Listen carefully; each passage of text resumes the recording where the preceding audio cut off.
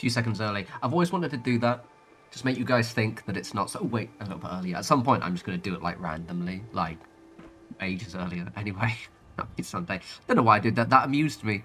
I was like, what? No, you don't have 5 seconds. It starts now. Happy Sunday, everyone. So we're building up at the Slog. I'm really want to build up at the Slog. Hey, Digital. I really want to build up at the Slog just because it's kind of like, it looks like it's not really done, but it actually is, right? Because I've done this bit here, which looks fucking sick. Hey, Tio. It looks amazing. I love this so much. All I actually need to do is this farm here, which is going to basically be a mirror of my Sunshine Tidings farms. And then, like, here, I am fantastic, and I hope you guys are doing well. Having a good day. I've got titties as well.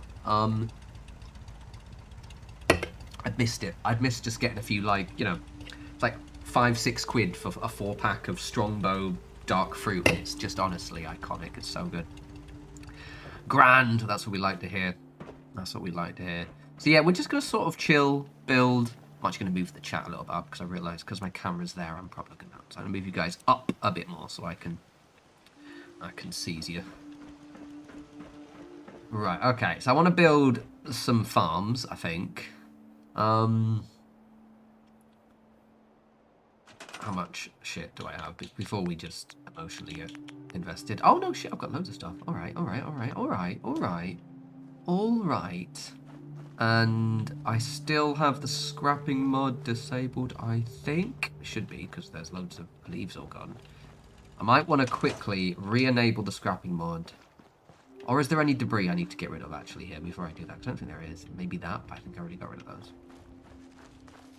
Alright, yeah, farms. Don't know why there's a random piece of plywood there. I didn't put that there, it wasn't me. How is everyone, anyway? Outside of being grand. Which is the way you should be. Grand and awesome. Netherlands is always the team.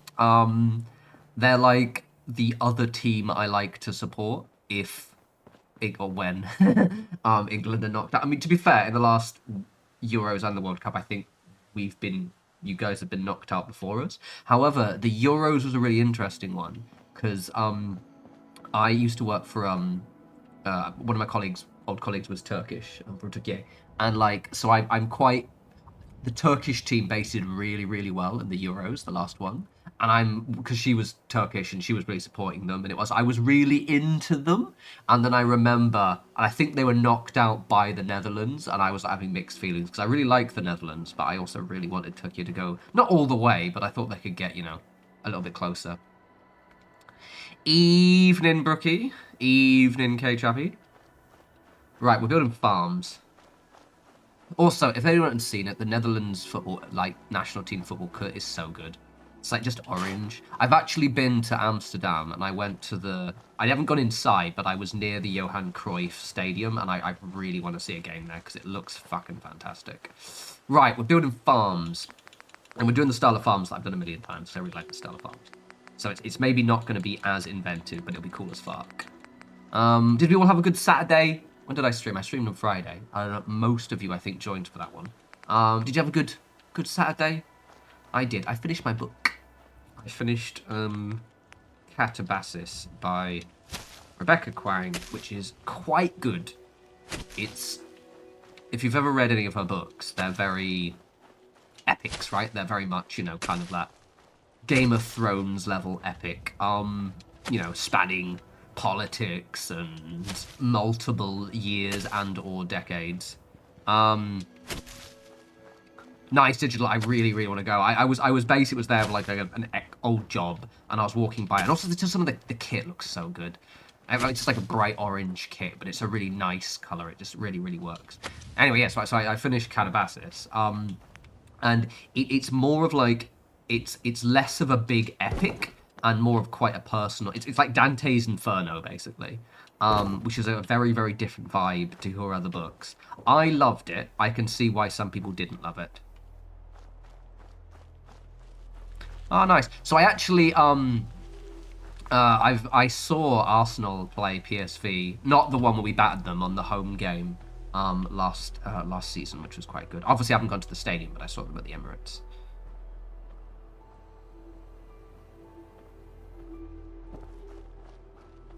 Tomb Raider, Angel of Darkness. I liked. I played that. I think I was talking about it a couple of streams ago. To put these over here. I liked the. Also, hello, Laura.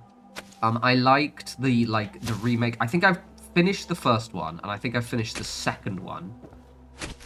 And there was a third one I was doing, and I can't remember what it was. What did I do? Yeah. I've played a couple of the remakes. I haven't done Angels of Darkness, though, I don't think. Did I mention this last stream? Because we're talking about football. It's all Digital's fault. Blame them. Or blame me. One of the two. Why is that keep respawning? I got tickets to see... I've got tickets to see Arsenal play Atletico Madrid. Like I actually, so for those who don't know, right, in football, and we will just stop talking about football a sec, but for Arsenal, you have to enter a ballot to get a ticket. So you get a ballot, you enter the ballot, and if you don't succeed in the ballot, then it gives you the opportunity to buy a ticket if someone isn't able to go, like someone who has a season ticket. But for the first time in years, I actually won a ballot. So I have an actual, it only cost me like 65 quid, like a good ticket. But it's like, it's in one of the top stands, but it's like on the wings. It's a really good place to see Arsenal on the 21st. So I'm so fucking excited. Exactly, Tio, exactly. Blame the joke, we're used to that. I really, really liked the Netherlands. Yeah, those don't know, the stadium looks really, really good. So excited I got football next week. Or not next week, the week afterwards, but soon. I'm trying to see a football match every single month. That's basically my plan. Either at the Emirates or maybe like a lower tier football match, like what I've been doing. Alright, we're going to spread these out. So I've got my local team, which are Clapton Community Football Club, and they're really good as well. They're actually not very good. They're a mixed bag, but they're fun to watch. Dude, get your fat ass off my corn, Jones. You fucking prick. God damn it, Jones. That thing is literally constantly respawning. Well, I guess maybe we've just found an infinite wood glitch, so I'll take it. Jones, will you move your fat ass? I had like a whole thing, and you've gone and fucked it up.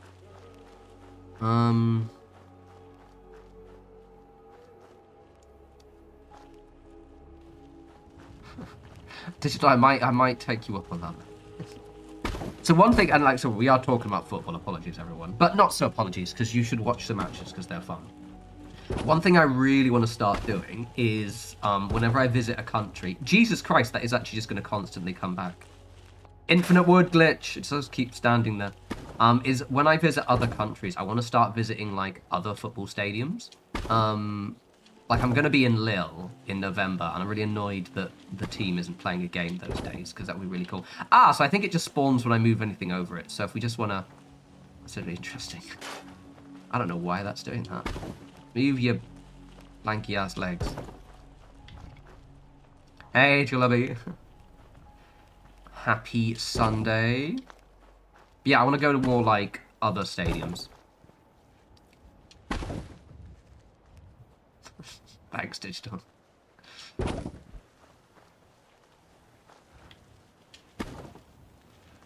I will look forward to it. But yeah, no, like, it's one of those things I wanted to do for years. It's like, go to, like, somewhere nice, like a new country that I haven't been, and just go to see a football match there, because you get a whole different thing. That is just literally just a keep. That's such a weird glitch. I've never seen that. I'm going to get rid of it once more. Oh, I just got rid of all of the things. But what I'm going to do is I'll just leave that now. Because I imagine it comes back when you go near it. Because look, it's not level. Sorry, everyone, it's going to come back again. No, I think that one's on level. What a bizarre bug. It doesn't have to be perfectly level, but just don't be twatty. Right, okay. Don't be a dick, basically, is what I'm selling to the planter.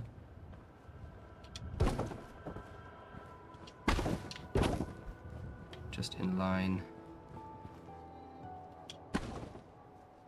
I mean, to be fair, you know what I mean? Like, I think British beer is really good, but like, you know, the Belgians are, they've, those Belgian monks have had a long time to perfect their craft.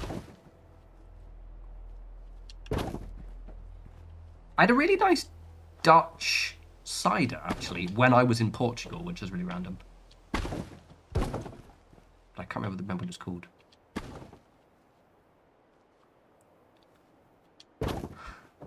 There was like, so there was an American football game in London. And I know this because they really tried to bombard me with the ads. So like, no offense, like obviously, you know, I like my football, Americans like their football.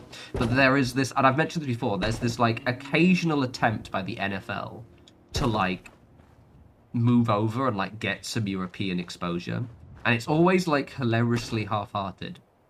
And yeah, apparently, and I only found out it was this weekend, I think, or it's upcoming, I don't know. But I just started getting barraged with ads with it on TikTok earlier.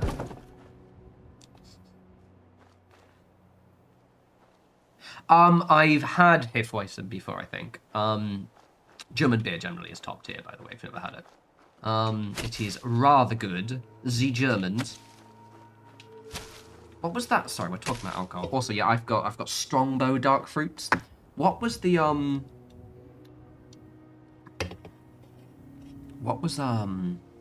cider I had when I was in Portugal like a couple of years ago? Because I took a photo of it on my Instagram, I think I did. If it has the name of the glass on it. We'll check together. This is very important and related to Fallout. Come on, hurry up. It was called... Did I not? Oh, no, it didn't. Oh, okay. Annoyingly, the cup doesn't have a name, but it was Dutch. I just don't know what it was. I always say this, but the French do very good cider. I did not know this, and I saw it on a TikTok the other day.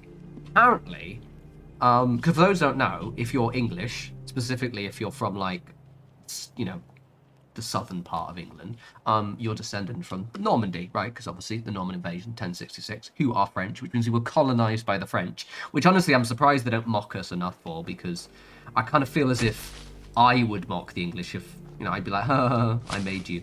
Anyway, I didn't realize that we had cider in England at the time, but we got most of our... Let me pick you up, you little fucker. Why am I picking up? We got most of our cider heritage, I guess, or kind of culture. Why is that lining it up? God damn it. From the French. Like, it was actually thanks to the Normans they brought it over and they started. I guess because you think about it, like, most of the apples that you would need... Oh, no, because it's Norman, isn't it? But for whatever reason, apparently we didn't make much cider until France made us their bitch, so... Fair.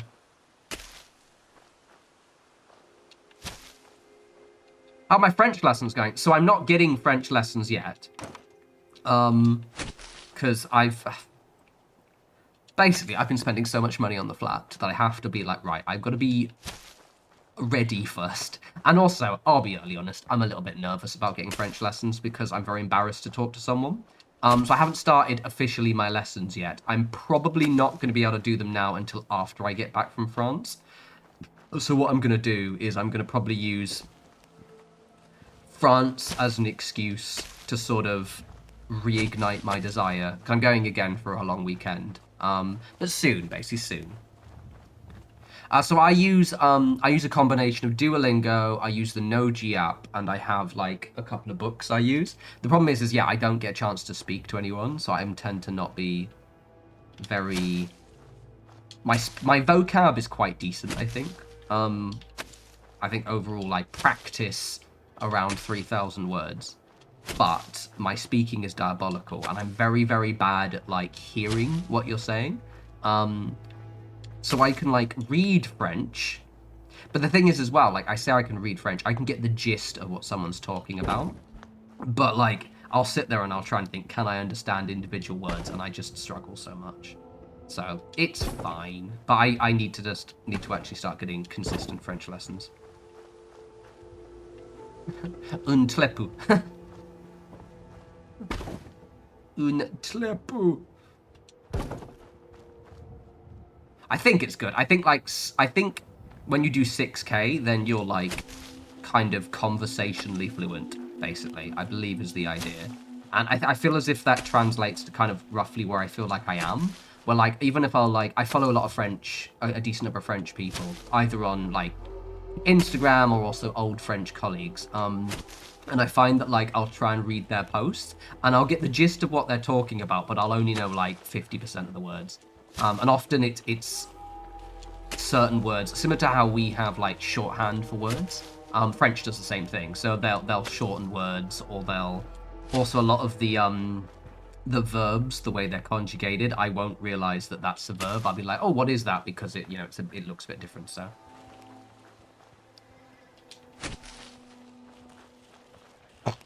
I'll get there. My plan is still one day to move to France.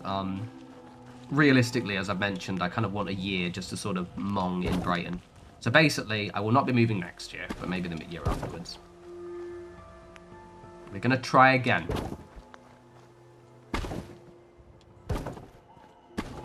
I'm looking forward to going. I've literally messaging my friend just before the stream, actually, because planning, like, okay, let's meet up, because... I completely forgot to let them know I was coming. I was like, I should probably let them know about that. Portugal. So I went to Portugal a few years ago, actually. I loved it. Portugal's absolutely gorgeous. It's very... I went to Porto for like my birthday a couple of years ago. It's very, very hilly. I think the only thing I didn't like about Portugal, and Belgium actually has a similar problem, whereas all of their local cuisine isn't really good if you're a vegetarian. So, like, a lot of the national cuisines you would get there are very fish-based, because given, you know, their proximity to the sea. Similar to Belgium, even though it's not really next to the sea, nearish the sea. Oh, actually, I guess you've got Bruges, it is next to the sea. But, yeah, so I couldn't have any of the seafood, which was a bit of a pain. But... it was chill. I distinctly remember, I think that was actually when I was finishing The Poppy War, actually, by Rebecca Quang, and I was just getting absolutely smashed on Porto wine.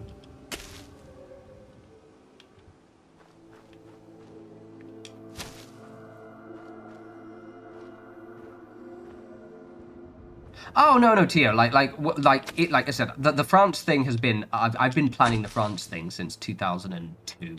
And it was a whole deal. I don't know if you were around then, but like, there was nothing about changing the channel or anything like that. I just really wanted to move to France. And for those who don't know, basically, I moved to I was working for a French company. So fucking random. It's utterly weird. What the fuck?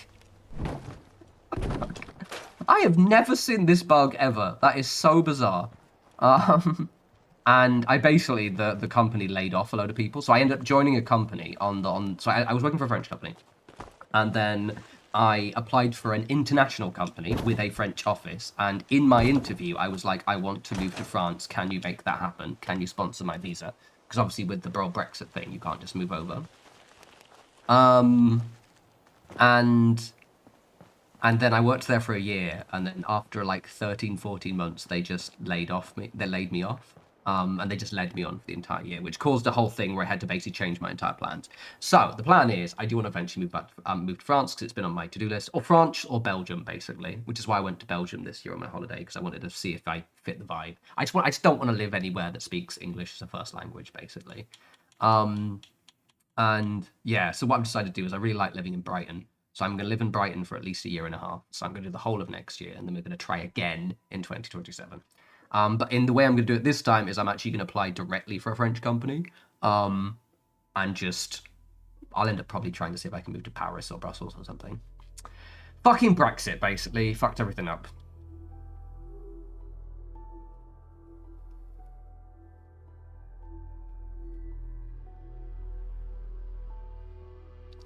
So the year I was born. I said 2022, not 2002. No, I've only been planning to go to France for about 3 or 4 years. Did I say 2002? I meant like... No, I've got my brain now. 2022. Also, let's turn the clear weather mod on, because I can't see for shit.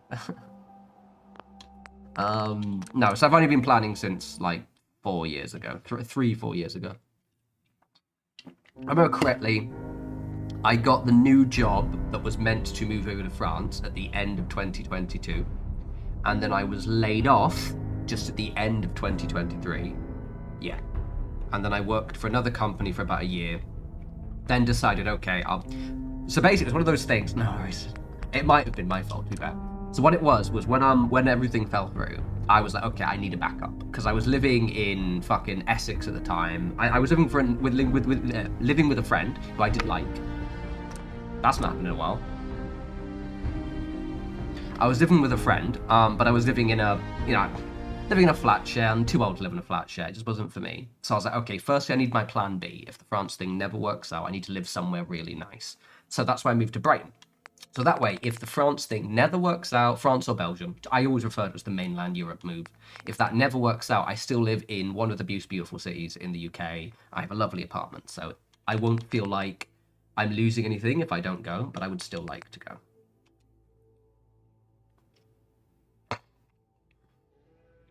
Yeah, English is weird. French is pretty weird though. Because like they have loads of irregular verbs, so like you'll think you understand how to conjugate a verb. What I mean by that is, you know, like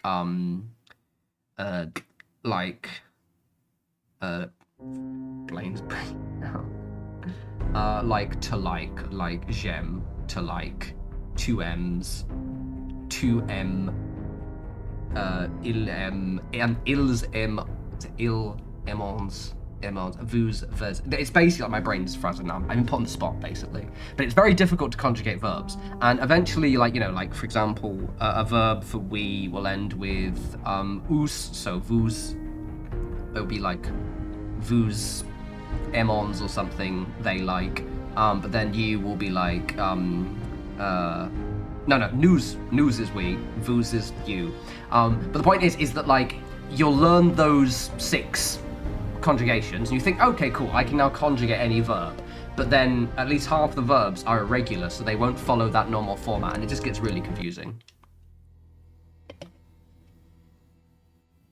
Oh yeah, high French numbers are stupid, because it's like, I think 70 is like 50-20. You say 50-20. You have to do maths, basically, for high French numbers. Well, so the English is chunky in a sense of, like... I feel like English is weird because we have loads of words that mean the same thing. And it tends to confuse a lot of people. Well, that hasn't gone clear at all. But I also feel like sometimes we think it's harder than it is. Like, I think a lot of English people go, oh, you know, English is really hard because we got loads of similar words. But realistically, other languages do as well, to be fair. Are you pretty tired of the UK? Yes and no. Like, obviously, I feel as though on a scale of personal development, I feel as if I'm missing out if I only stay in the UK. It's kind of like similar to how I left, you know, moved out of a small town into London. I kind of felt as if my personal enrichment would benefit from moving somewhere where English wasn't the first language. Probably going to want to move that to here. Yeah, so tired to an extent, but honestly, it's more just the fact of just wanting a personal enrichment kind of thing.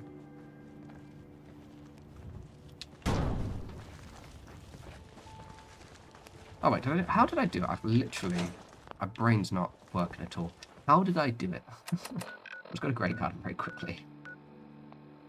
It's a green top, rather. Yeah.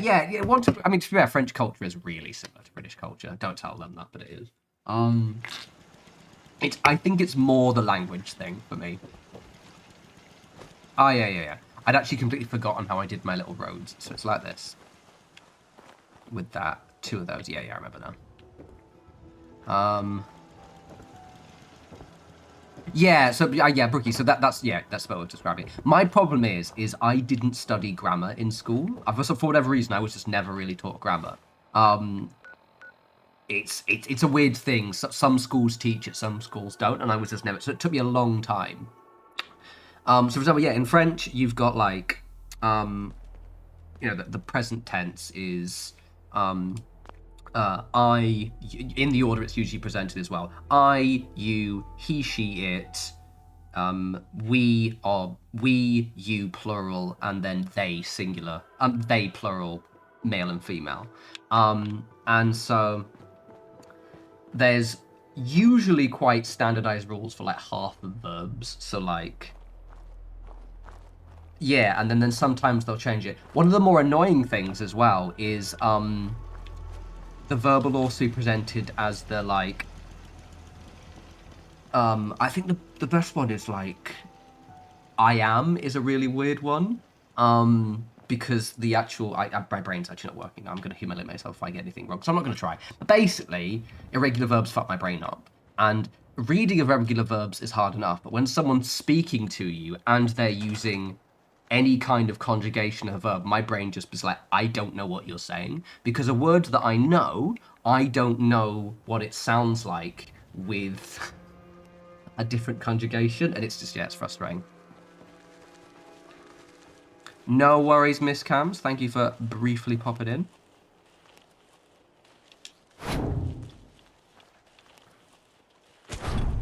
Yeah, I also feel like Dutch people tend to have a bit more of a culture of learning other languages. Like, I mean, the UK, for example, and British-speaking countries generally, to be fair, we're famously bad at speaking other languages. I feel like, to the point, English people specifically are probably worse. I would say even like English people are worse than Americans when it comes to other languages, because at least Americans generally have a culture of speaking Spanish. We don't have a culture of speaking any language whatsoever. And it shows. Like, my dad could speak Dutch because he married a Dutch woman for a while. Not Dutch, Danish rather, sorry, not Danish. He married a Danish woman, so he could speak a couple of languages. He could also speak a bit of Turkish, I think. Because I apparently have a Turkish sibling out there somewhere. And, oh, that fits perfectly. I'll get in. But I just always felt like I should. Guys, could you not? You fuckers.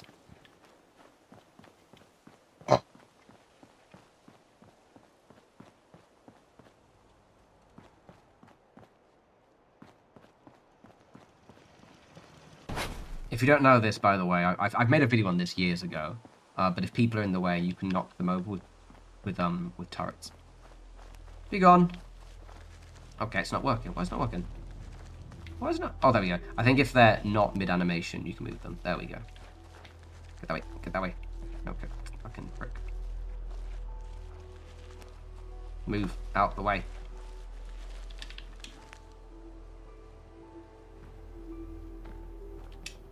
Oof. Close enough. Brother! You fucking prick. Okay, fine. You can just do it. I don't know when it does that. Why does it do that? Right, that one's not being as close. Ah, probably close enough. Well, congratulations, Digital. Yeah, if I made a video on it. It's really useful if you've got, like...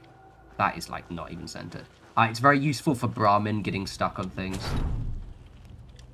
God fucking damn it. Look at that. It's not even remotely straight.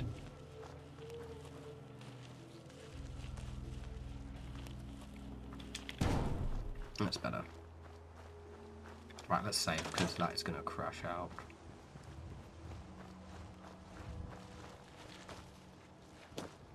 Yeah, Brookie, 110%. And I also just feel as if there's a little bit of... I feel like English-speaking countries in general have a culture of English exceptionalism with our language, which I just think just holds us back. It's fucking annoying, but it is what it is.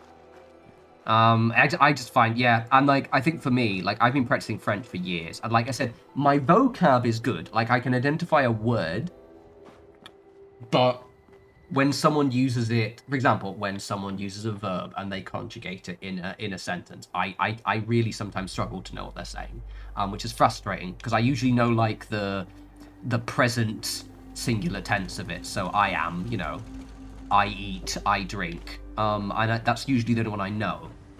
I'm trying to increase my I know nouns quite a lot, though. I know not nouns. I have like a little thing, which I do like the most popular 1 to 250 nouns. Then I do the most popular 250 nouns, 250, yeah, that kind of stuff. Dinderella, that would be fucking amazing.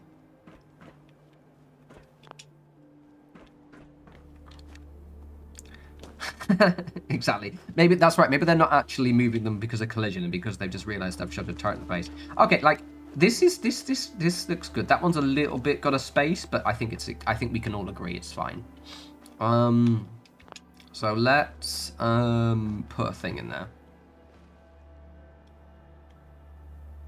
Ah, Brookie, yeah. So my thing is I'm nervous about getting speaking lessons. So in Brighton, there are a few, I think because Brighton's quite an attractive place for people. Like if you don't live in London, but you want to be nearby London, but have maybe a slightly nicer, beachier vibe, Brighton's obviously really good. It's it's the UK, so it's great as shit, but it's actually surprisingly sunny over the summer. And so there's lots of French people here, basically. Like that you all, if you listen out, you can hear them in like semi-regularly. And that means there's some French schools here. It's like for actually people, French teaching schools here. And I want to go to one. I am just nervous. Like the lessons aren't cheap. They're like 35 quid. I think the first one's like 35 to 50 quid for like an hour or two, which I don't mind paying. But I'm just nervous. Like there's no other way to slice it. I'm just really nervous. I need to like, you know, put up and shut up. I might see if I can get one lesson before I go, just to be like, cool, I've got it out of my system. You know what I mean? It's like you haven't, you know, I'm nervous. I keep putting it off because I'm like, oh, well, I've been spending money on furniture. You know, I bought like a TV and a PlayStation 5 last month. Oh, I've got to spend, I can't afford to spend, you know, 50, and of course I can. I go to the pub, of course I can. Just don't go out one night and you can pay for it. Brookie, maybe. Honestly, I feel as if I would be even more nervous online. I think I do genuinely need to be face-to-face for the person. Like, the way these ones work in the places near me is you... 1 second, this fucker isn't going on. There we go. Is you basically have a tutor, like you just meet up with them in a cafe or something nearby. And I think this is going to be... I just need to be a big, brave boy. It's also the thing because I started a new job, so I'm like, I don't want to commit to anything financial yet in any way until I know that my new job is like settled. If you get my point, you know, I'm only in like my start of my 2nd month. I think this is going to look really good, by the way, guys. I don't want to alarm you all, but while I'm talking to you guys, I'm paying close attention and everything is sort of working really, really well. I think this is going to look cool.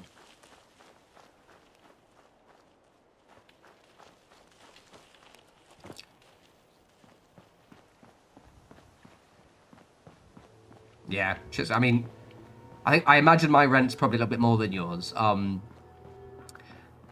But it's, yeah, like, rent for me is less of that. Like, I've been spending a lot of money on furniture. And because the flat looks absolutely amazing, it looks so beautiful. But obviously, like, if you've ever moved to a completely unfurnished flat and you're like, cool, I'm going to fully furnish this now, and also not just furnish it, but I want to make it look nice, shit's expensive. And like, yeah, and then the rent as well. Like, I pay I don't mind telling you guys, so I pay 1,250 a month for this apartment. It's like a floor of a house, which is technically more than I was paying when I was sharing with a friend in London, but I'm getting a whole place to myself. And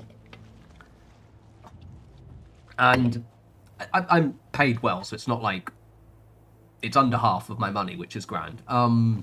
But like then I'm paying, I've got bills, I've got some credit card debt from with COVID, which I have to clear down. And like also just furniture as well. Because if you start thinking, like, I'm going out, so I want to go out and do stuff, that's obviously going to take a huge amount of money. But I'm, like, trying to factor in a few hundred a month to be like, cool, all right, I'm going to buy more furniture. And furniture's expensive. Is it quiet? Yeah, it's really quiet here. It's so chill. I love it. It's very, very chill here. It's very, very vibey. I fucking love where I live. That's why the whole, that's why basically if the France thing does, oh, this is going to work, we're going to do this. That's why if the France thing does work out and I do move, actually probably going to put this in this way. I think I'm going to, it's going to hurt to move out of this place because it's so nice. I love it so much. But also I have a goal and I want to stick to it.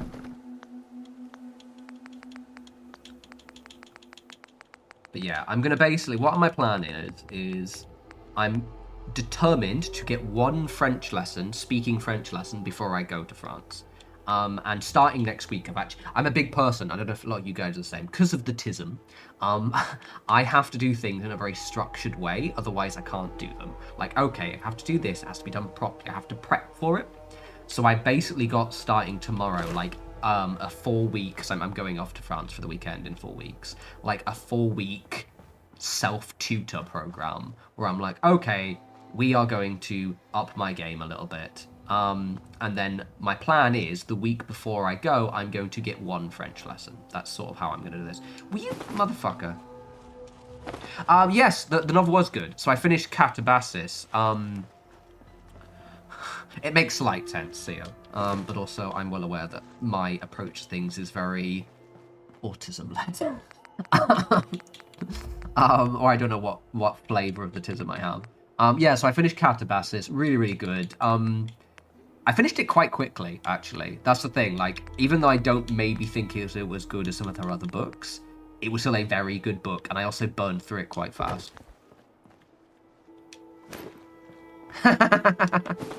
Denderella, you get it, right? Like, because I always thought, like, no, you know, because I don't think I have actual autism, but I have some frame of the tism. I definitely do. It explains so much. But it also means, like, why I can't, like, I have to sort of psych myself up to do stuff.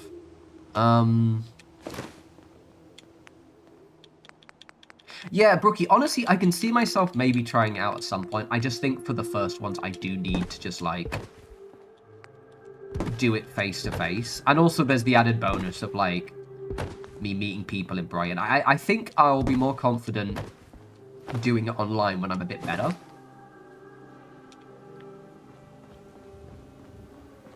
Oh, nice, Digital. I'm currently reading The Starving Saints by Caitlin Starling. Sterling. I got it wrong completely. Caitlin Sterling.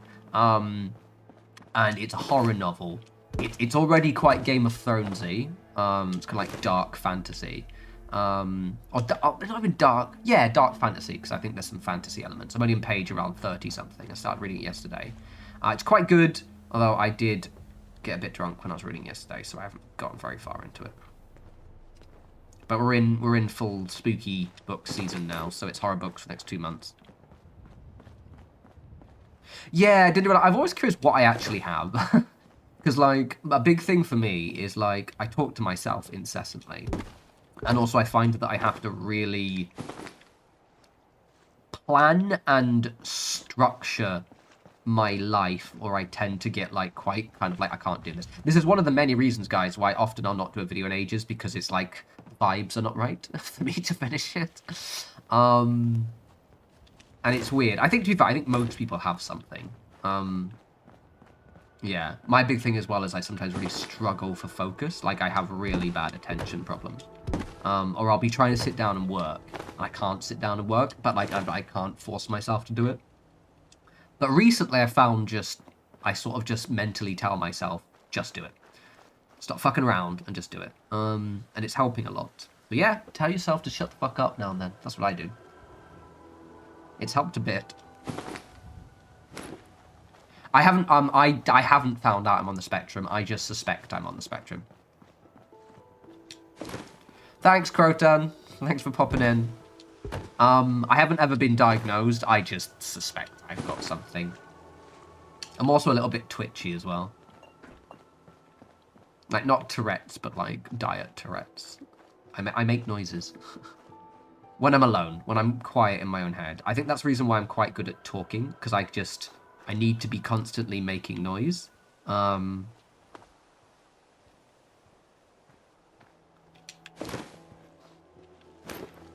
Spectrum life.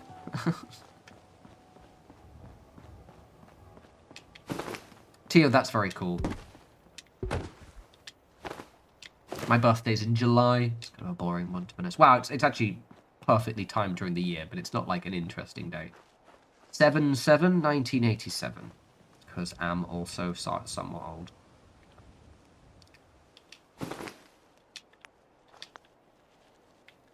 That's what we call a stim. Nice. Yeah, basically, so like a big thing for me, and it is a big thing, is I get really uncomfortable when it's very quiet and I'm surrounded by people. It's one of the reasons why, like, I always joke when people see me, like when I'm at any event that, like, say I'm in a crowd and it's very quiet, like you're watching a comedy show or, you know, at the theatre, I'll have a scarf and I'll always be holding the scarf up to my face like that. Because I want to start making noise. Because yeah, I need something to distract me. Otherwise, I just want to go, and I whistle a lot as well. The thing is, it's gotten worse in the last year or two, but it's also gotten weirdly better. Because especially since I started living on my own, because I talk to myself incessantly, like constantly, like perpetually. I've also found that I whistle and make little ticky weird noises, but I think that's actually weirdly helped me, because now I went to a comedy show last week, or the week before last. Emmanuel Snooby, very good, very funny. And I realized that, like, I wasn't as twitchy while watching him. Like, the urge to just scream at the end of my lungs, which I've never actually managed to do, thankfully, touch wood, wasn't as bad. And I think what it is because I'm living on my own again, and I'm able to make little weird twitchy noises, I'm getting it out of my system. So when I went to see his show, I was like, I have to sometimes, you know, bite down on my scarf a little bit. But I'm not being as, you know, bad. You're such a cancer, lol. I will take it. I will take my crab person status. I could probably get myself diagnosed. To be honest, because I don't find it a problem. But it's just, yeah, I've got something, probably. I suspect ADHD is more my thing.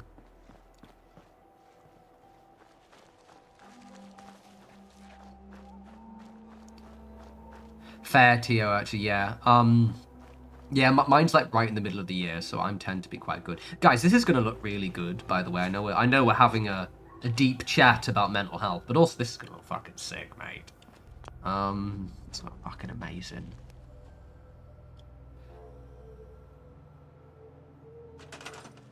Yeah, I didn't. I think that's it. And it's something I kind of like identified. I realized I was like, I whistled to my. So basically, like, I talk to myself, and when I'm out and about, I'll think to myself. So people have commented that if you sit next to me, you'll hear me mumbling. Because what I'll do is I'll be thinking, and I'll start mumbling some of the conversation in my head. It's really weird and annoying, apparently. Sorry.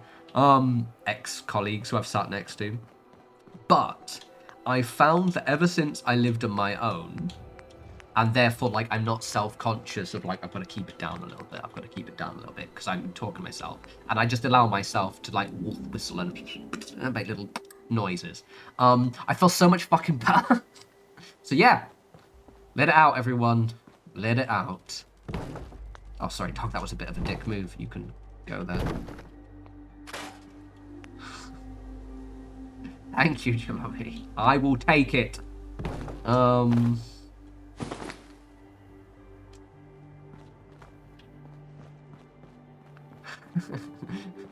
Always good. Yeah, I think one of the things I like about is, you know, like, I think, because often a lot of us will have like, oh yeah, my brain does that. And like just finding ways to manage it. Because like I said, it's often, like in many instances, like, I think most people have something. And most people are fine with it. But if you just acknowledge that, actually, I have a little bit of a weird thing going on with my head, this is going to be too big.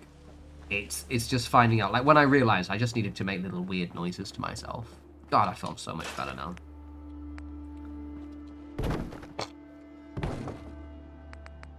Right, let's put those two. This farm's gonna look great. Because the farm they had before looked like shit, let's be honest. This one's got a little bit of, you know, oomph to it.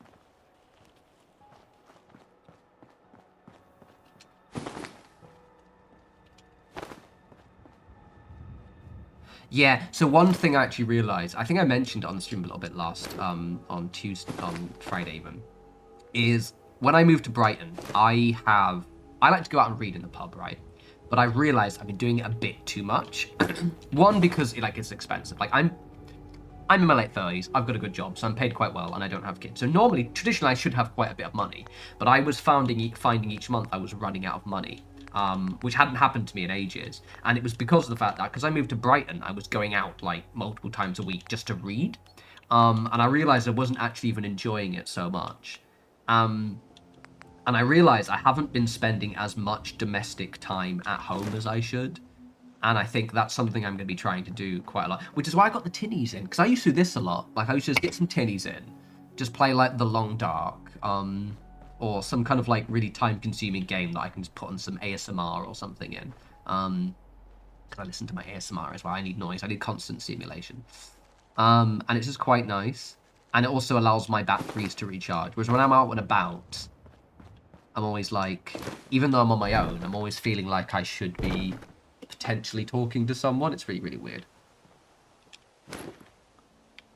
Also, you know, I'm single, so what if I see someone fit? Which often happens, so I'm like, oh, there's someone fit over there. I have to look mysterious and pretty. And not talk to them, because women are scary. Because that's how it works. Or talk to them, but make no attempt to ask them out. Fucking get in, lads. Gah. I like to think I look better than I did when I was younger, but man, young me had so much more game than I do. Gosh. Young me wouldn't have been afraid. Old me, however, they're mean to me. What if they hurt my feelings? Lamau. Right, okay.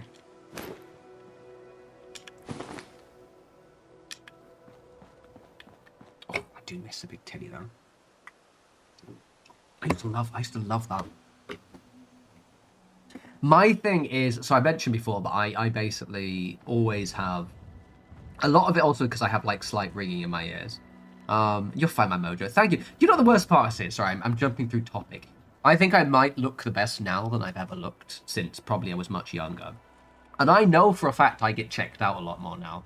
Because if you look at me, like I dress quite, I wear like lots of swishy cardigans, and I've got my long hair. And I look good, right? I'm not in a... I look nice. And I get checked out by the kind of woman I think would like me quite a lot. Don't ever talk to them, though. I just need to sort of be given a prompt. In my defense, I've only recently moved. I'm still getting my my brain back into the game. What else was I saying, anyway? Yeah, so basically, I listen to a lot of ASMR. And, like, I just need some kind of background noise. ASMR is really good, though, because it's helped a lot with my... just hearing someone else talk is quite nice.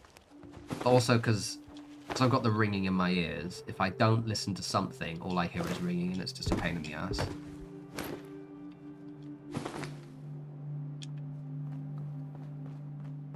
This is going to look so good. I can feel it. I can feel it. Although this bit might be a little bit hard. It is taking fucking ages, though. Okay, get in there, you shit. Let's save. Do not forget to quick save. But yeah, starting next week, as of tomorrow, I'm basically banning myself from any pub reading for a little bit, so I can kind of get back into the... basically force myself to do more domestic stuff. I'm going to practice my French. I bought a book today. More French book, one sec. We're jumping back to French again. And it is... this one. So this is a visual bilingual dictionary, which basically is just because I want to improve. I like learning nouns. Verbs are hard. I don't like learning verbs. They're scary. Nouns are easy. And at least even if I can't tell you how I did something, I can at least say what it is. And it basically like is every part of like a room or like wherever you are. And it says, you know, what everything is. And it's done by things. So Like, and it has the French and the English and then a picture of it. So that's my new book.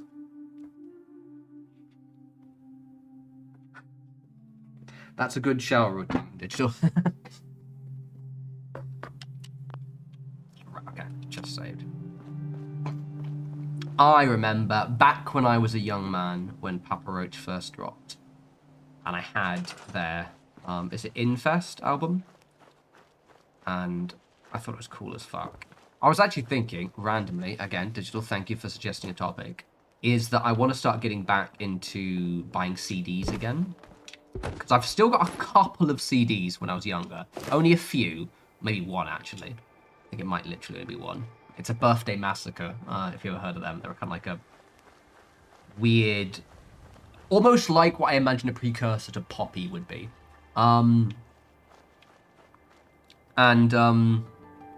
Yeah, and I've got that CD, and I realized I kind of miss just owning CDs and like listening to music on CDs. So I'm gonna start buying CDs again. Some kind of meme around cockroaches.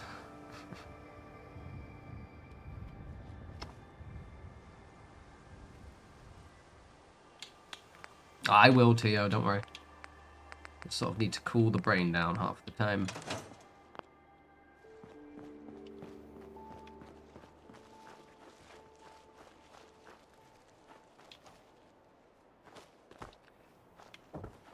Corner good. Corner, currently I've been listening to, and I think the music I've sort of settled on is lots of that kind of weird pop metal kind of stuff, like Poppy, Jack Off Jill. It's very Alice in Wonderland metal. Is the way I used to describe it when I was younger. Will you stop fucking walking into me, you fuckers? Just pricks. I'll sort you out, mate. Oh, I did it on that side. Oh no. Theo, I thought you were being like, I thought you were joking. Oh no, yeah, Papa Roach are a band from the, emerged around the late 90s, early 2000s.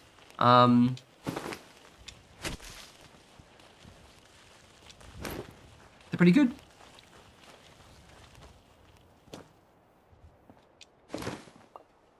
I don't think I've heard of them. So my recently played on Spotify is, and I'll just literally read it out to you guys, because I'm trying to listen to music again. It is Poppy, because I do like Poppy, The Birthday Massacre, Sisters of Mercy, London After Midnight, Queen Adrena, which was a massive craving I had. What else we got here? I think got some random ones. My Ruin, Die So Fluid, Jack Off Jill, The Genitorturers, OTEP, Kitty. It's lots of like angry girl metal. Actually, it's literally all angry girl metal other than London After Midnight. Muse randomly. Oh no, ABBA is brilliant. Oh, fucking ABBA. Do you know what it was with ABBA? Is it Lay Your Hands on Me? Is it Lay Your Hands on Me? Is that what's the ABBA song? Lay All Your Love on Me by ABBA. Yeah. Lay All Your Love on Me. And the reason being, this is a very niche thing, but if you're ever on football TikTok, a lot of the football TikTok like montages of like, you know, a band, a team absolutely smashing it through a game is to Lay All Your Love on Me by ABBA. It's so good.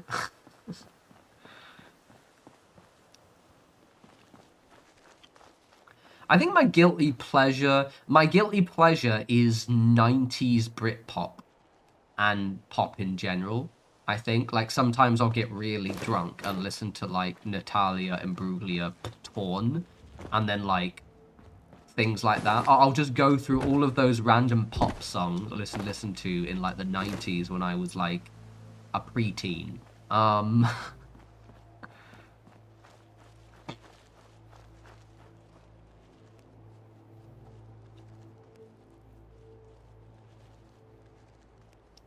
Right. Slowly doing it. This is gonna look great, but man, this does take fucking ages.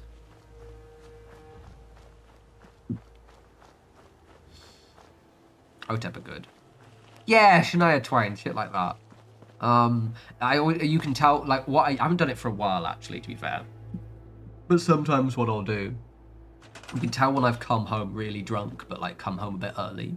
And I'll just sit at home, usually with titties like this, and I'll just watch YouTube videos of, like, old like, mid-90s pop.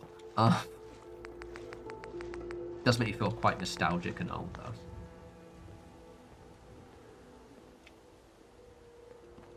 Oh no, so I don't listen to grime. Grime is one of those things that I can listen to when someone puts it on, but I'm absolutely diabolical at figuring out who is who.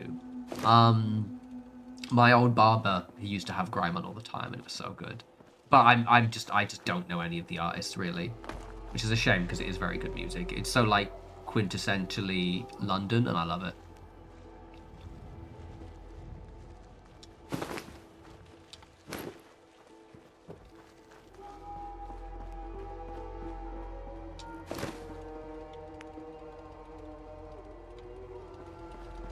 A lot of 70s.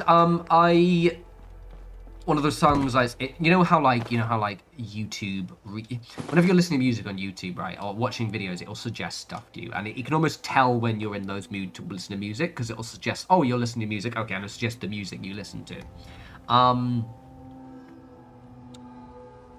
The Animals, House of a Thousand Suns? It's one of those songs that always just pops in. The Animals, is it? The Animals. Animals? House of the Rising Sun. Brain's not working. House of the Rising Sun by the Animals is one of those songs that just pops up in my playlist all the time. I do like a bit of Alice in Chains.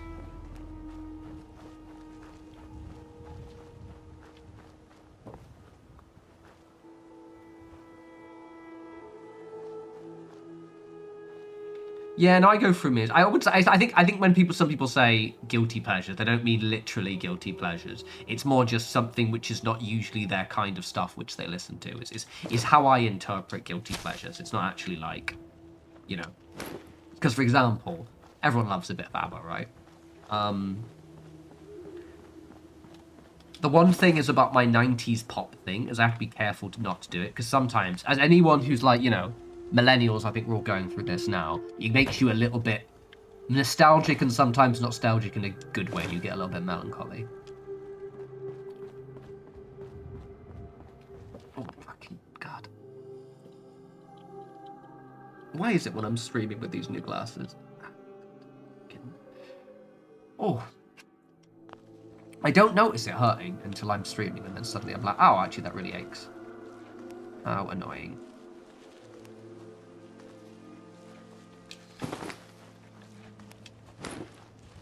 Exactly that. I'm curious now. I'm actually not. I'm not going to go on to it.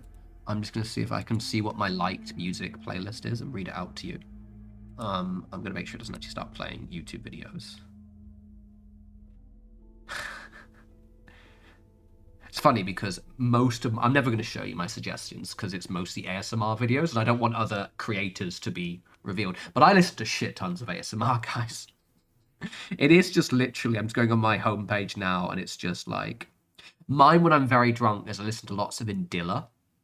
She's like a French singer. If you've never listened to Indilla, just go on to Indilla. Like, her music is so good. She's also fit, which helps. But she has like Dernier Dance and things like that. They're such good. Let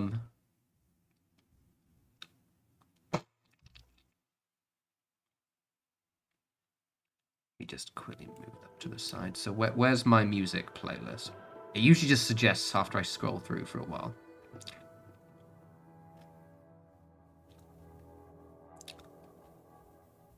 It sometimes pops up. Yeah, Mandilla's coming up quite a lot. So much fucking ASMR, David. Good lord. No, I listen to ASMR when I'm reading. So I listen to ASMR, which is either non-verbal or not in English when I'm reading. So if you ever see me out and about and I'm reading a book, and I've got headphones in, I am listening to ASMR, but it's usually like non-verbal ASMR. How do I go to my... Is it just YouTube Music, or is it... Oh, yeah, there we go. So YouTube Music is actually showing all my music. Anything... Curious what I've been playing a lot. Oh, a bit of Phil Collins, In the Air Tonight. Very good. Just going through interesting stuff I've played. The Creep Show, just because I've seen them a few times. Some stuff isn't on my suggestions. Lots of Pulp. Lots of Pulp, which are an English Britpop band from the late 80s, 2000s. Forgotten favourites. God, I've actually never gone onto the YouTube Music section before, ever. I've always gotten the thing. God, it's Forgotten Favourites, which is stuff I used to listen to. Shiny Happy People by R.E.M., so I used to listen to a lot of that. 6 Hour EVE Online ambient music. Apparently I used to listen to that. Bit of Muse. A little bit of Serge Tankian. That makes sense. Oh, if you like Celtic music, or kind of that style of music, Ward Runa are really good. That's actually my running music. When I go running or like any exercise, I put Ward Runa on, and I saw them live. One of my friends took me to them. It's really good. The Cure. Anyway, let's play games. I could just sit there for hours. So why is my preview window not on me live? How bizarre. Now would be a good time to insert ads. Will it? Will it be a good time to insert ads, YouTube? Digital, I don't think my settings don't allow. I don't allow people to. I've put the setting to not be able to share YouTube links purely because people were, people were spamming with weird links to spam sites. So I don't think my settings will let you share YouTube links, unfortunately, and I can't go into the back end to change it right now.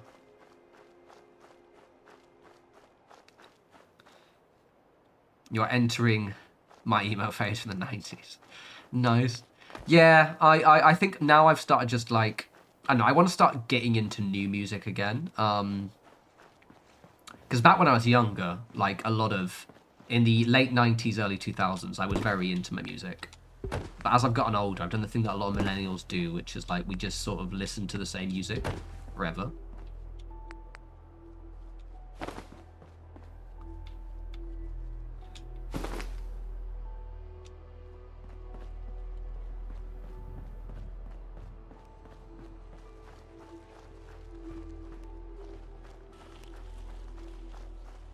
Thanks, Digital, noted. Oh, Laura, I'm still getting used to my new glasses, to be honest. I love them, they look great. But the one thing I have noticed is because the glasses frame is a little bit tighter, which I like because I'm always paranoid of the old ones falling off. My head's still getting used to having them on there. And when I've got the headphones on as well, it kind of hurts a bit.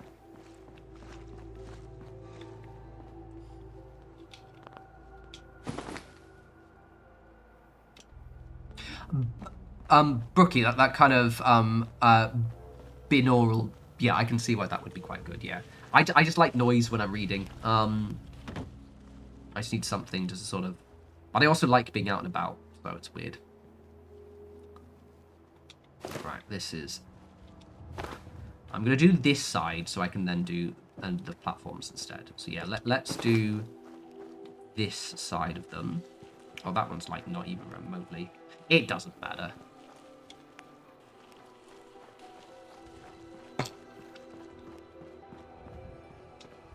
Right, yeah, let's do that. Okay. It's done good though, it's just taking fucking ages. Taking bloody ages.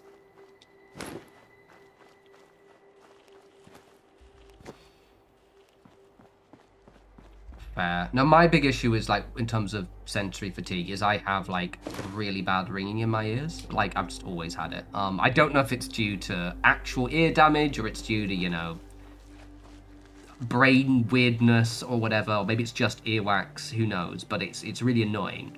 So I tend to find that, like, I need something kind of running constantly. Otherwise, I just won't be able to sit down and just focus on shit.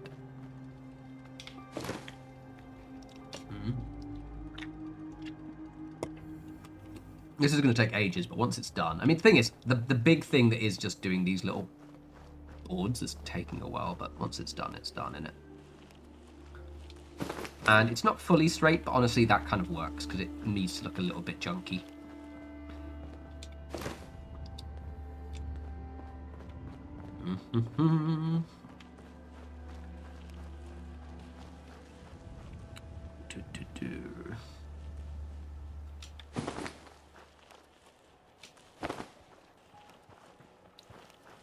Laura, I've noticed that with my new glasses. Like, these ones here, like, I just swear they're mistier. They're much clearer once they're clean, but I swear I need to clean them a little bit more. I'm wondering if new glasses have, like, a coating or something that needs to be, like, slowly worn off over time before they can seem to...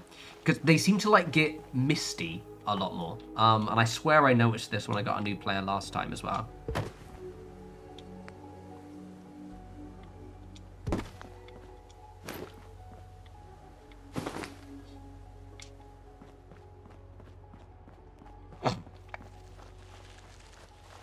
I really enjoyed streaming twice this week, by the way, so I'm going to stream twice next week as well.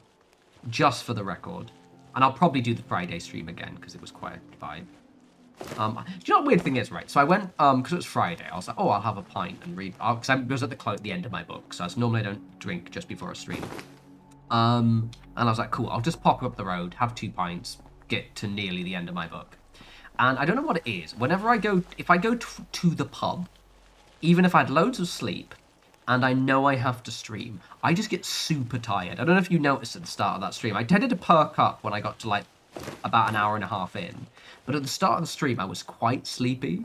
And I don't know why, because I had an amazing night's sleep. I'd only had 2 pints. I'd eaten a decent amount of food that day, but I was just so fucking tired. Laura, yeah, no, I think I need to go to an actual doctor. They've told me it's... I think I've gone to a doctor and they suggested, oh, it's just earwax buildup. But I've never been able to get rid of it. Like, I've tried to use the drops and it's just never worked. I'm thinking... I've always been on my guards to get them professionally cleaned. Like private. And if that doesn't work, then I guess, yeah. It's not too bad. Actually, it's not. I can literally hear ringing now. It's just... I've had it for such a long time.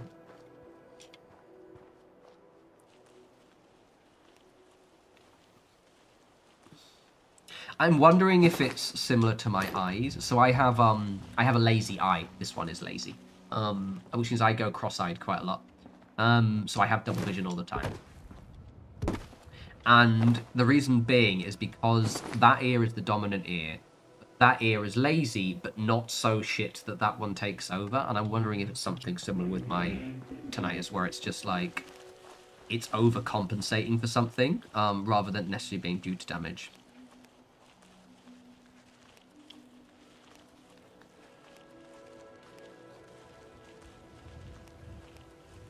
Oh no, see, Brookie, I'm the opposite. I need socks on. How are you finding Silent Hill F? Loves it. Really, really, really, really, really, really good.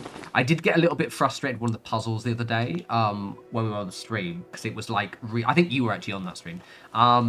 It was really weird, the one with the mannequins in the field. But to be honest, I think it was more just because the conventions of how they do puzzles was still new to me, but I'm getting used to it now.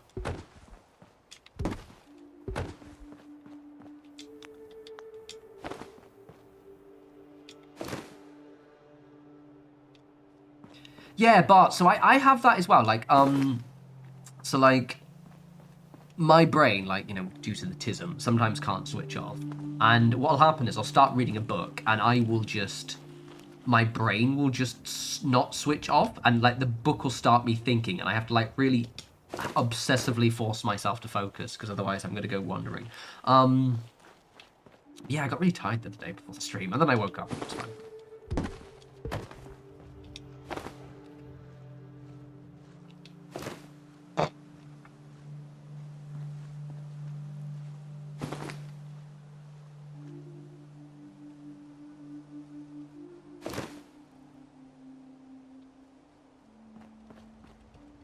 Cat, yeah, like, that's what I was wondering, like, if it was just...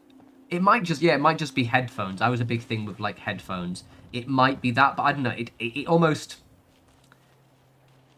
I have no idea. It's one of those things I suspect isn't that. Just because I did go to quite a few. It might just be music. I don't know. Who knows? It's one of those things that like I've just managed to deal with it by like I'm constantly got something going on in my ears to stop it from happening. But I'm also wondering if I can get treated. Also, what are we talking about? Fire ants?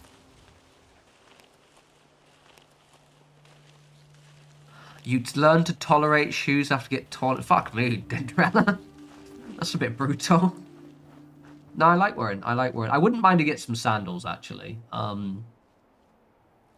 Just because sometimes it is a bit warm. To be fair, I'm one of those people who has to sleep with socks on. Or I feel really weird. Right, we've nearly, fucking Christ, nearly done all of these things. I haven't done that side yet. It just takes bloody ages. God, it takes so much time.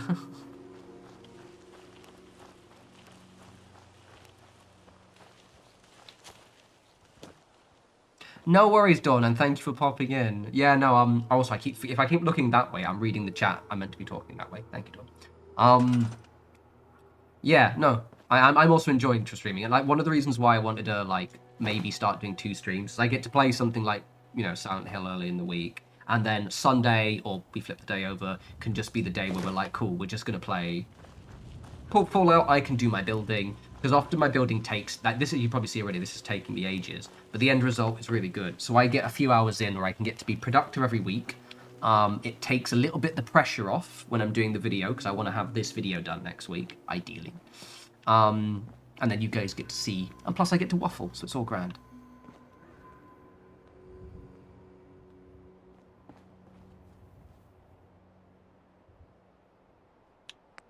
Right, what are we doing? I think we should mix these up a little bit more. This is taking fucking ages. Woo! Oh, 1 second. Just checking my Insta. Don't mind me, everyone.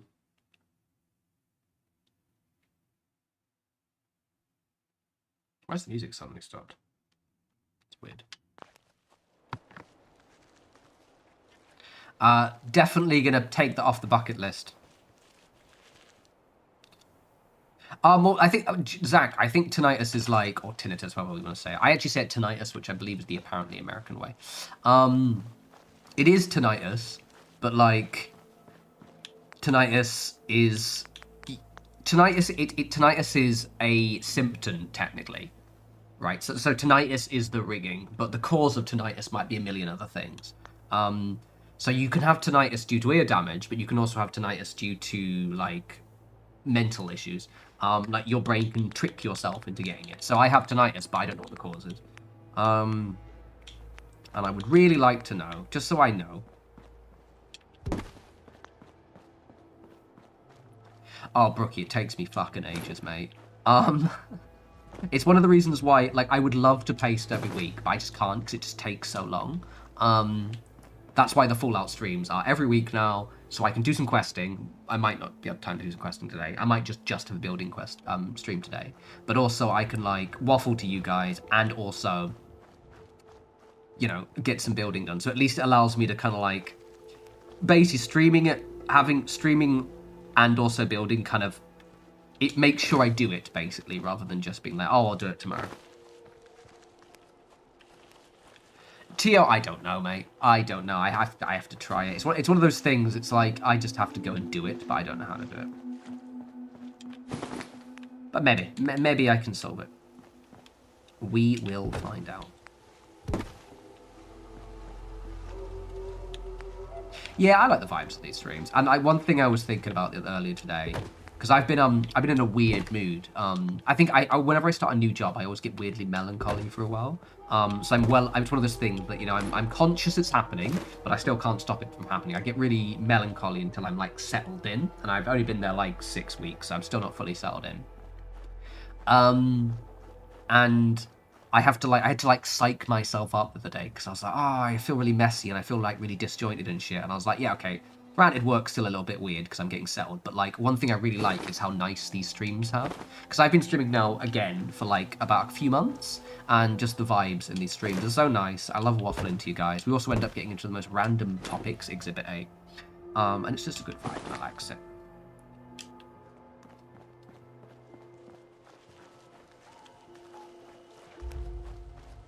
Yeah, I like. I think what it is, I just like it. It's like it's become a relaxing constant for me. Like Fallout 76 was that for a while, and then my copy of the game, like my PC, just started crapping out, and I was like, you know, I'll stop. So I jumped back into Fallout 4. What I like about this Fallout 4 run is like, I've probably got at least, I think, a year, like the whole of next year, before all of these settlements are built up. Then I'm gonna freak out and not know what to do with my life, or I could start the whole thing again. Lol. And it's just quite satisfying, like watching all of these major settlements build up. And it's also quite nice because I know that a lot of people like to see it. It's cool, it's a vibe. But probably not next week, but the week afterwards, I am officially going to start doing the Warhammer videos. I need to buy some kit, so it might wait until after I'm paid. All I really need is like a stand, so I might be able to do it soon. Is start doing like Warhammer stuff. So like kit bashing, painting, because similar to the way that this stream is keeping me organized. So I've like, it gets me in the mindset for next week where I can be like, okay, cool, I've done a load of work on the slog. I now know I can finish it off and do a video. Because again, I have to tweak my brain. I want to start doing Warhammer videos. One, because I know they'll do really, really well. And two, because it will keep me productive and good. Because I want to, because I'm quite bad with the hobby sometimes of just not painting for ages, and it really pisses me off. Tio, I will absolutely never do any my Minecraft content ever. It's just not, it's not my brand. Because the thing is I don't, like, it's not the building element necessarily I like. It's the building with the restrictions. Plus also, like, yeah, no. Like, I'd much prefer making, because to be good at building in Minecraft, you almost just have, you're basically building Lego, right? Which means you can just follow someone's direct instructions. Whereas if you're building in a game like this, or like, you know, games like this, it's more about, you have to learn how to make the tools work for you. Oh, Loz, yeah, I love, Loz, I love it. I played, like, got some, showed some of it. Yeah, so I've got to finish this. This is my Doomsday arc, which I had to take the guns off because it was being an absolute knobhead. But I've recently, and I actually might have this spoiler as the video in a couple of weeks. I got my, what's it called? Monolith, my Necron Monolith, which is absolutely awesome. And all I've done so far is undercoat black, and you can't see really, but you might if I put it in the light. And I've dry brushed it bronze, and I'm thinking the first video I'm going to do is show you guys how to make, not you guys, but anyone wants it, how to make good rust, because I have a really good technique for doing rust, and it's going to be on this, so that'll probably spoil the first Warhammer video. Put that there. And I'm going to put the Doomsday Arc over there. I also do kit bashing as well, so I kit bash a lot. Like, so if they don't know, kit bashing is where you get loads of kits and you make something new. Like, if you go on my Instagram, you can see my my Trench Crusade, and there are some of the best kit bashes I've ever done. And they're painted really well as well, just saying. Hey, Anthony, welcome, welcome. I joined the stream and I hear I want to do Fallout videos. Yeah, I want to do both, but yeah. Well, welcome, Joe. Yeah, I want to do both, because like I've been trying to think for ages, like, what is the other piece of content I want to do on the channel? And I keep trying to do like, oh, I'll just, you know, get into a new game that has building elements, but I don't get into it. Whereas there are two things I'm really into, Fallout specifically, and Warhammer. And the thing about Warhammer is you have your projects you're working on, and like I've got to finish my Necrons, right? I've got my Slaves to Darkness and Age of Sigmar. They've just put on the pre-orders for the new Chaos Dwarves in Age of Sigmar as well. there's always a Necromunda gang to be doing. So what it's probably going to be is lots of like kit bashing videos and painting videos. And I probably would like to eventually do a stream as well. But that would probably involve me having to set up a streaming setup be different. Because this streaming setup is, you know, looking at me. It'll be sitting on that sofa instead. And I'll probably have like one camera. I've just camera permanently on my hands. So I'll just be reading the chat. Well, you can see my hands. Or I'll have the hands and maybe my face. We'll try and figure it out.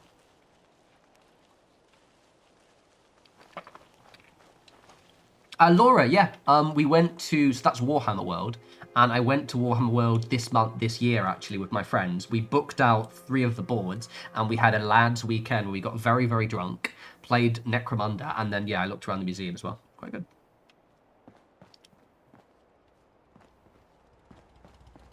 Oh, very cool, Anthony. I actually don't know what Courtney Taylor looks like, I'll be honest. I know her name, but I've never actually Googled what she looks like.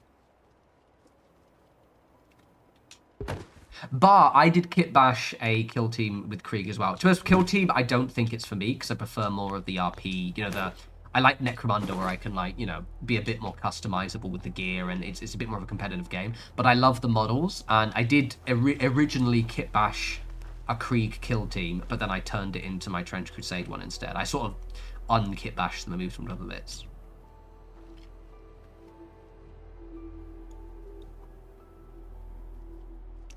I know of Battletech, but I've never played. Brookie, basically give it 2 weeks, probably. What I wanted to do, right, and the reason why I'm ready to do the video now is because I haven't been as regular with my Warhammer Fallout content. I'm trying to make sure I get a couple of weeks where I'm like semi-regular before I then start doing the Fallout content. Because also doing the Fallout content, one, keep me structured with the Fallout, which is good because then I like it being encouraged to paint. But 2, it means that if I haven't finished my Fallout build, I've still got something else to post about, and that's what sometimes annoys me. Like last month I didn't post for an entire month because my builds were just taking so fucking long. And then I got really overwhelmed, and I was like, I keep putting off doing any work.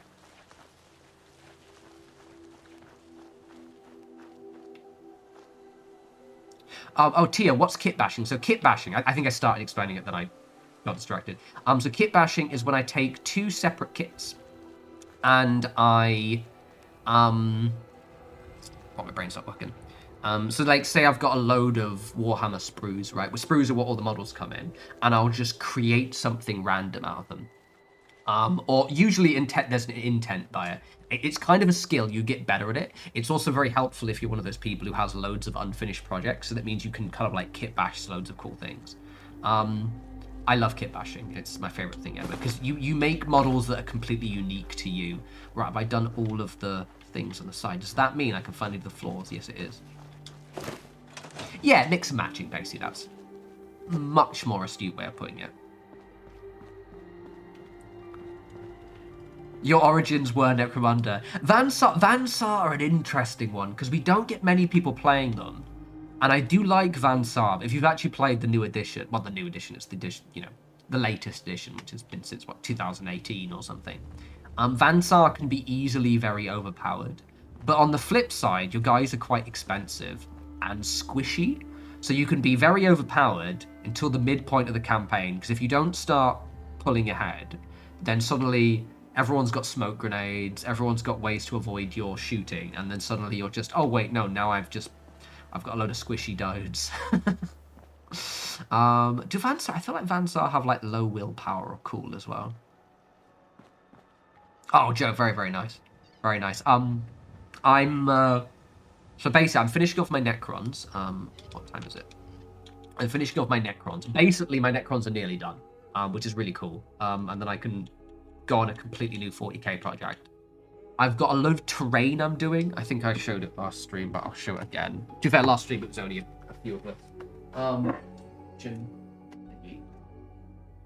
I've got some terrain pieces. So this is the Imperial Bastion. And yeah, this was an absolute nightmare to put together because it's like a rerun of an old kit from like the 90s. And the old kits were not designed for So like getting that platform at the top there was an absolute nightmare because it kept sinking in. And I've got an entire Necromunda board basically. It cost me so much fucking money, but it looks cool as fuck. So I've got that to do. Where can I put that?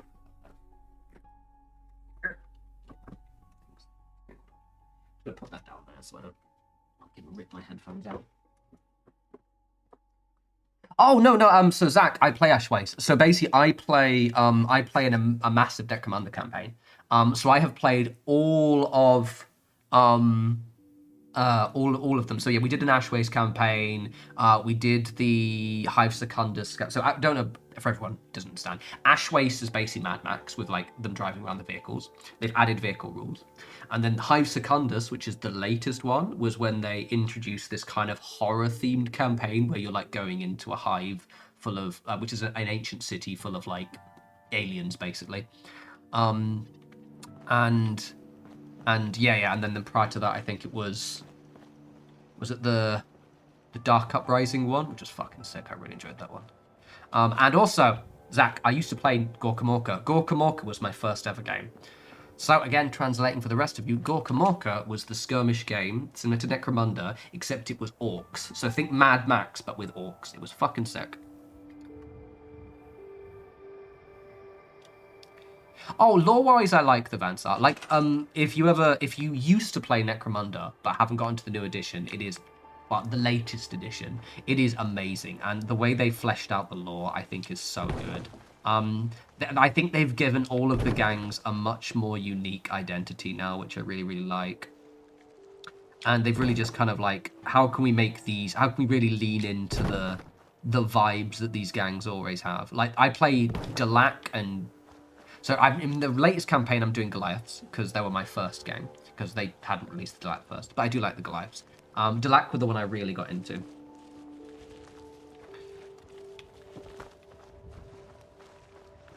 What rig setup? Are you talking about my PC? So I'm actually playing on Xbox, so no rig.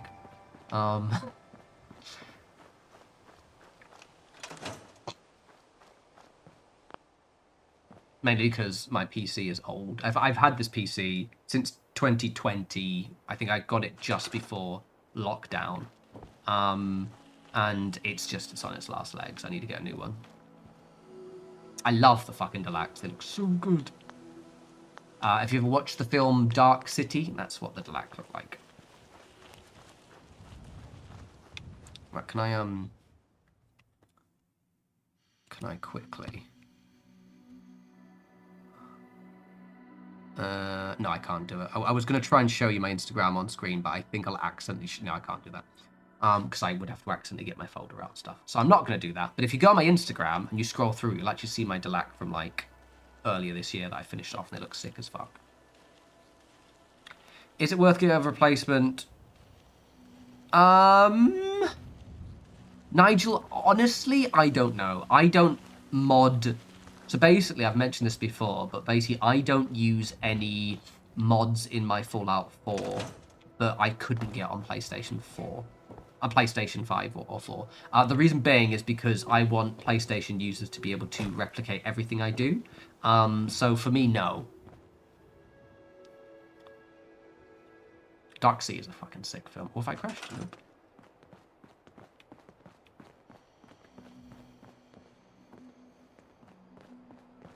Have I ever played Planet Zoo or Planet Coaster? No. I actually tried to record... I think it was Planet Coaster.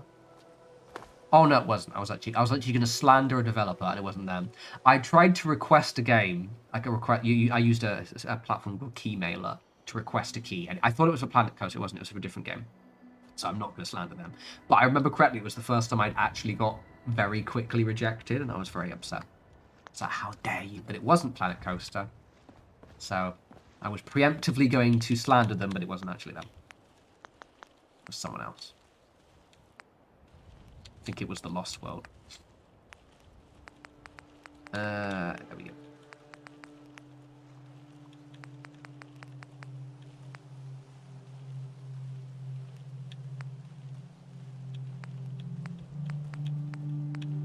Right. Ha ha ha.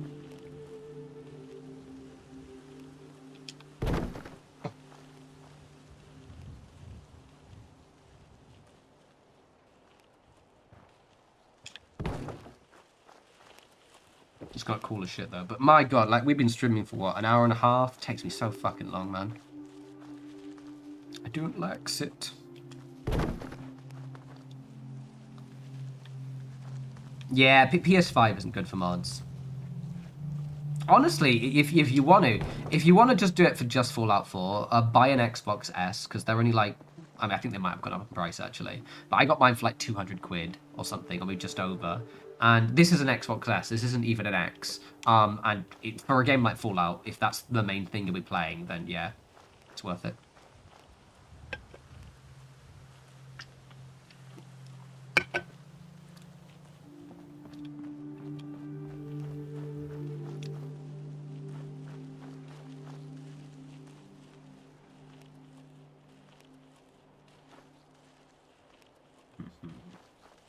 I was thinking there's a way. You know what I need to do? At some point, I'm going to set up a view. So on OBS, based the streaming platform, right? I was thinking, oh, can I show you guys my Warhammer? But because I don't have any views set up, it potentially could end up showing you guys, like, you know, private stuff. Basically, like, work-related stuff that I've got on my computer. Like, if I, you know, open up my folder and it'll show, oh, this is where... And it'll probably have, like, a picture of my CV and, like, work-related documents. I was like, I can't open that folder up because you guys will see, like, basically confidential info. I actually don't want on the internet. Which is annoying because I really want to show you my Warhammer now, and I've got loads of good pictures. Go on my Instagram, all of you. No respawns. Go and scroll through my feed because there's some good shit on there. I posted, other than a nice selfie the other day, it looked very pretty.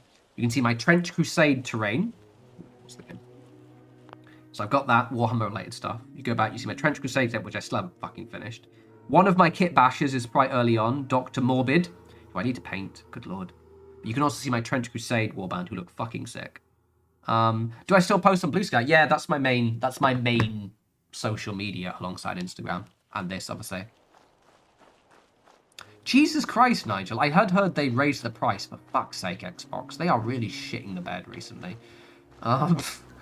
Fucking useless. Fucking Xbox, man.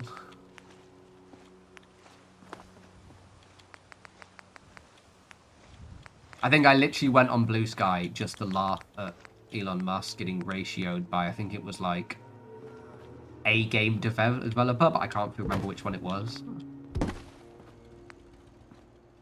It was very funny. Yeah, like I've been on the fence about the Game Pass because basically I was trying to think like what I actually use it for, and like, and would I just rather just buy the games outright? It was doing like a kind of a cost thing. It's like, you know, is it just cheaper for me just to buy the games outright? But the apparent thing is my price hasn't actually gone up yet, so I don't know.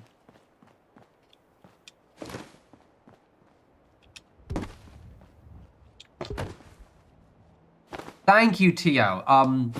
The big wolf model was one of the best kit bashes I've ever seen. If you scroll back even further, I think I do have a picture of it. If you scroll back even further, you keep going basically.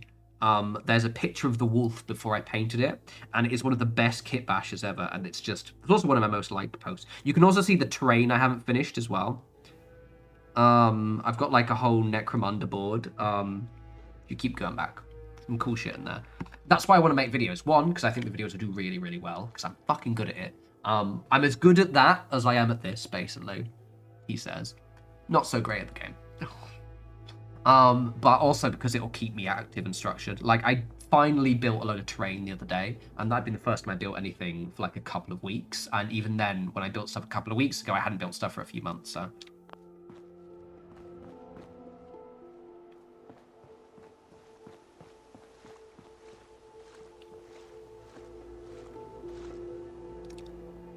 Thank you. I'm not digging this. Thank you. I'm not digging this. I'm glad you appreciate.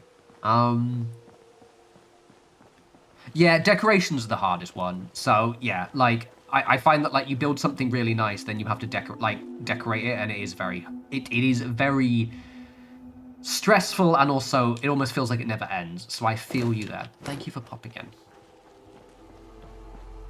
But 100%, mate. To be honest, and that's something that's probably going to be a big thing for me is like I've basically got a full in terms of stuff which is I've got multiple Necromunda warbands now, right? I've got an Adeptus Titanicus maniple, so I've got loads of Titans, which is a fucking sick game. Adeptus Titanicus second to Necromunda in terms of the game, the actual gameplay. I've got I've got a Necromunda army, a Necron army, sorry, that's nearly finished. And I've got AOS, and I just want to start doing terrain. Look, if you go for my Instagram, you'll be able to see the Necromunda board I've already got together. I haven't fucking finished painting it, obviously. But like, it cost me hundreds of pounds. But it's so cool, and it's so satisfying. And I just want to basically... I was in B&Q, which is like a major DIY store in the UK, looking at storage solutions for my terrain, because I want to get more of it, but I also want to make sure it doesn't get broken. I can love terrain. Like I said, I've got that, and I've also got... I've ordered a few of these. This is from like the latest Kill Team set, basically, and they did a few. You can get them as a magazine called, I think it's Combat Patrol, and there was one issue of Combat Patrol that had one of these for £8, so I got 2 of those. And these are nice and sturdy as well. I like these, and they're quite good for centerpieces. Fucking love terrain. I'm gonna do like in Brighton. I've been talking to the lads. Because I went and played Necromunda last weekend and last Wednesday and won, with my Goliaths, and I want to do like a Necromunda weekend with my friends, which is really cool. So I want to get that terrain finished for them. Joe, so I've got again in the Instagram, if you scroll back through, I've got an Adeptus Titanicus maniple, so it's the epic scale version of it. Such a good game. Oh my god, so good. Right, this has taken me hours, but we are nearly at the end of all these bits. Welcome back to you.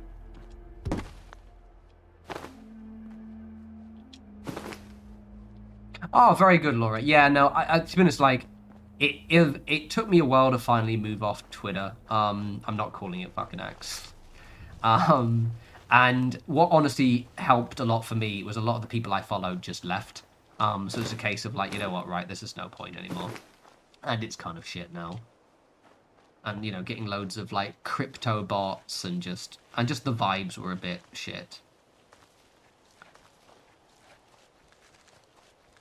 I do miss a little bit though, because obviously a lot of people that used to follow me haven't transitioned on the Blue Sky, and a few people I haven't. Yeah. I think a lot of people transitioned over when there was a big migration, didn't stick to it, and now, yeah. But I think it's slowly starting to build its numbers back up now, which is good. I do miss being quite large on there, though. I used to... Back in the day, I'd have loads of people liking and engaging, but then not everyone moved over. Thank you very much, Bart. This is one of my main, like, farm designs. This is a design I've done before. What is that pillar I'm using? So this is specifically, so the mod developer Andrew CX. I think it was on my suggestion of naming it, but I think he designed it this way, and it's such a good job.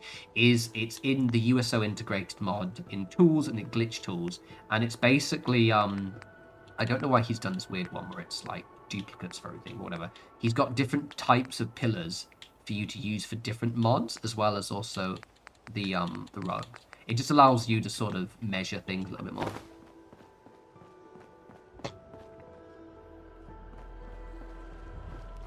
Slogging about exactly that. Just slogging my way through.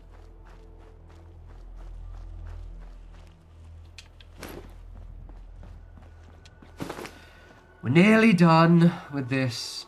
Because see, if you think about it, right, like, once this part's done, like, the main areas are done. Like, all I need to do is do this, then we need something to do in the pool. That's what it's called. It's called a pool. And then on here. So there is still quite a lot to do, so I probably won't actually have this done next week, thinking about it. But it's like, it's going to be one of my bigger settlements, but it's also going to look sick. I've also got 3 shops here as well. I've got a shop there. And then I've got a shop over here, or like a bar. Hello, trash can Carla. And then I've got a doctor's clinic over here. So this place has got a lot of shit going on. How am I doing today? I'm doing good. Yeah, I'm grand. Hope you're doing well. I've got this one here. Oh, that's the ghoul one. I get rid of that. So honestly, so all of my headspace for all my settlements, right, are just, I just want detailed versions of what they're meant to be, which is a very weird answer, I guess, maybe. So with the slog, I just want the slog to look like what the slog will look like 10 years from now, basically. You get my point? So, like, they've just put the slog together. Okay, now what is the slog going to look like after a few years? When it's built up and they've actually, you know, had time to do more attention to the defenses. So I've got all the walls. They've got all these shops. It's really just, I just want it to feel more lived in. I still don't know how I'm going to do the pool, though. How do I get burnt out? I do this as a hobby, but also I think the expectation from people wanting to see what I make helps keep me motivated. I see this more as like, with Fallout 4, right? I hadn't actually played Fallout 4 for a few years. So we had 2019 when Fallout 76 dropped. I didn't play or make any Fallout 4 videos for like 3 years. And then I got bored of Fallout 76. And I was like, oh, then it was literally last year with the release of the TV series. Like, you know what, fuck it. I'm going to do some Fallout 4 videos again. And so I just sort of, yeah, segued back into this one.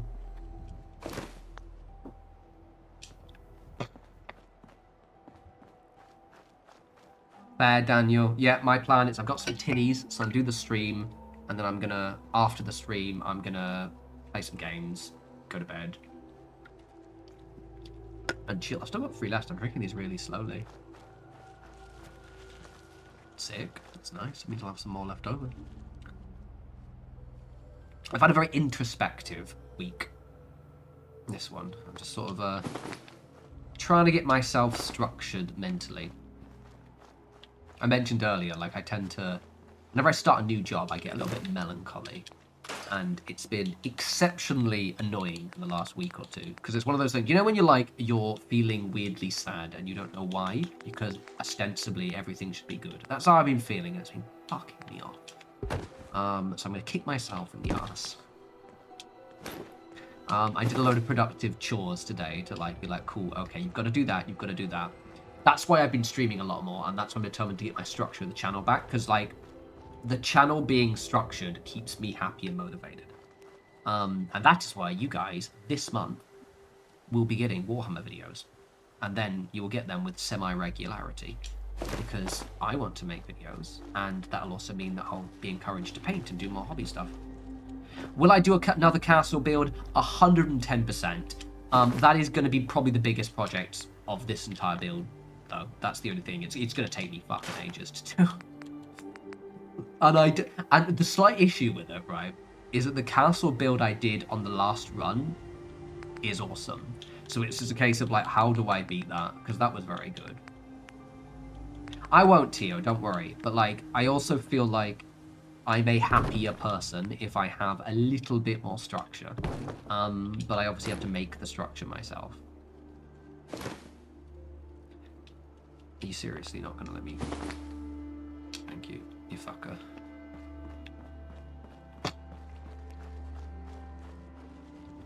Yeah, Dindala, it's definitely related to that. Like, I always get, especially with my last job, I'm kind of, I was in quite a safe routine there.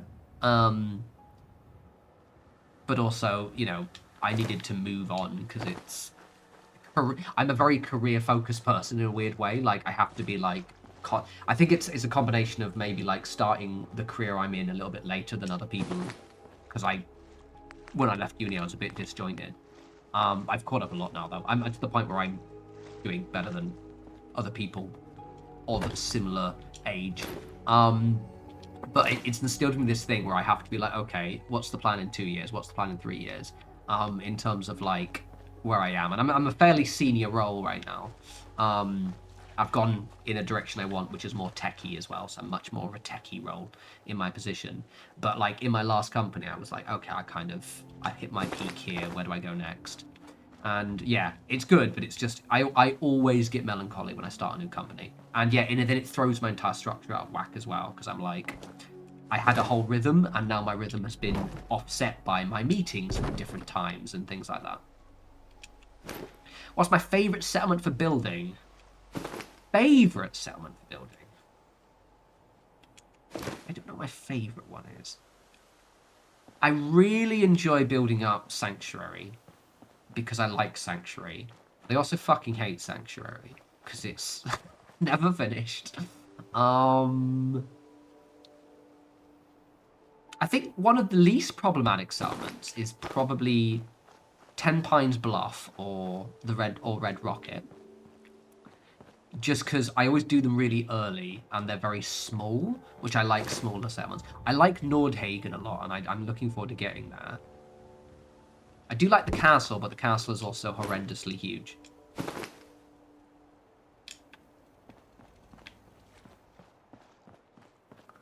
Oh, Laura, don't you worry.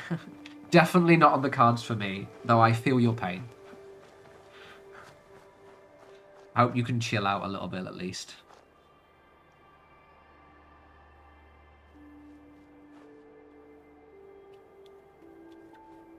The fair has just come to Hull. Nice. I don't think I've ever actually been to Hull before.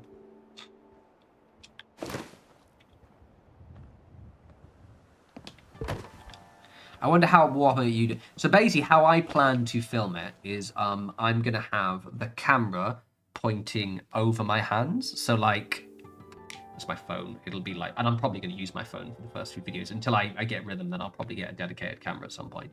So it's basically just, I'm going to get a camera mount which just kind of goes over. So you'll see a look of my hands. I'll probably looking at the phone like about there. That's what I'm going to do.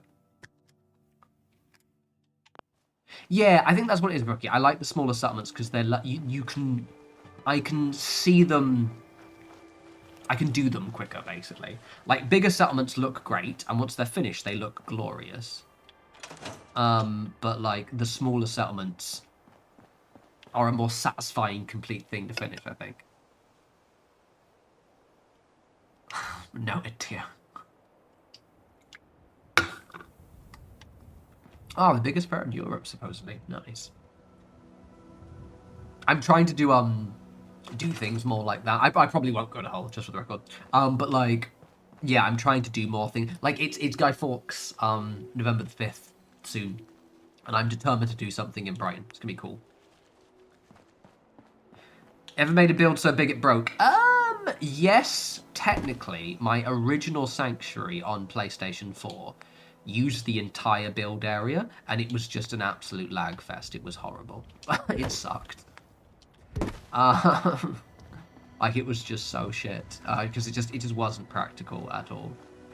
So yes, basically not broke, but it's been an absolute laggy mess. Oh my god, still so much to do. Fucking hell. I've literally just spent 2 hours. This is what I mean, guys. This is why my videos aren't weekly as much as I'd like them to be weekly. This shit takes fucking ages to do.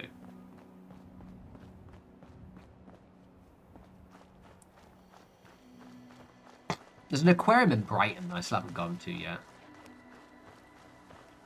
I need to go.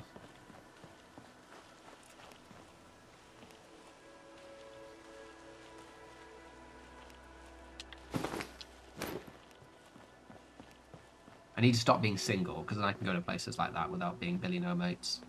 I like to go to museums and galleries on my own, because I can do the tours and stuff.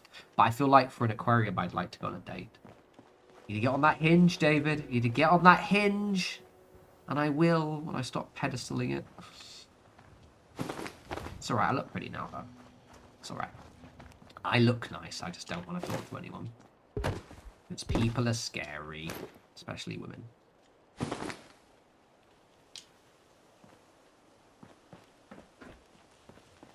Oh, yeah, yeah. So scrap that settlement absolutely does. Scrap that settlement also just, like, interferes with loads of things. Like, that's going to be a little bit samey, isn't it? Interferes with, like... Because I've got scrap that settlement currently turned off because it... The reason why it makes things lag is it makes loads of items that weren't selectable suddenly selectable. And it means they're just more individual objects for the game to load in. Yeah, basically, that's what I mean. Like, I pedestal things. And we were talking about... welcome, by the way, Luna. And we were talking earlier, and I was joking. Like, because I think I look better now than I've looked in... Since I was probably in my, you know, goth boy days in my early 20s. I fucking love it. But I'm also terrified of talking to women now. Hilarious. Or I'm just very quiet. And I realised is that I'm just like... I was going to start getting on Hinge. But I've just completely pedestaled starting it now. And I'm like, ugh. But then what if someone's mean to me? David, you wimp. Honestly. They're only your hopes and dreams that might get crushed. Actually, I joke. I'm actually really good at talking to women. I am just terrible at closing the deal now. Like, I will get someone obviously very interested, and I'll be like, okay, bye. And I'll go home. Because I'm good at the talking part. I'm just terrible at closing the deal. And that, kids, is why I used to work in sales and was very good at sales until I had to ask the person for money. It was hilarious.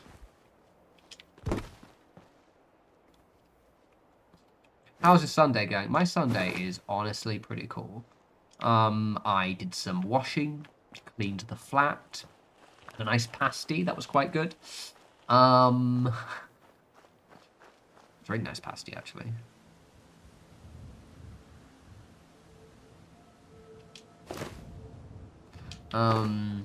Yeah, it's been a vibey one, to be honest. And I think, like, I mentioned a few times, like, I've been, like, this week specifically, I've been doing lots of introspection, and today was a very introspection day. So I'm decent. Thank you. Brighton is nice, yeah. It's got, like, it's got a very nice atmosphere, and I think, given, yeah, how, especially... Little England is going a little bit. Like, it's one of the few very welcoming places.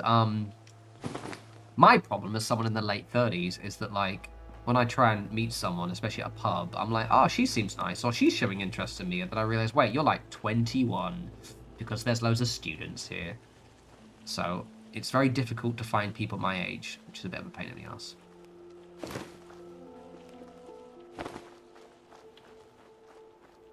Mainly because they're all doing what I'm doing. It's just, I feel like Brighton, a lot of millennials move to Brighton. So a lot of older people retire in Brighton, and a lot of younger people come to Brighton for the nightlife. And I feel a lot of millennials come to Brighton because they used to live in London and they want to get slightly affordable housing. They still want to be nearby London. So when they're in Brighton, they don't go out, they stay at home. So what I'm saying is my millennial tattooed baddie is out there somewhere, probably in Brighton, watching cozy horror films and hanging out with her cats. And you know what? Good for her. I hope she's doing well. Wish she would go out, though.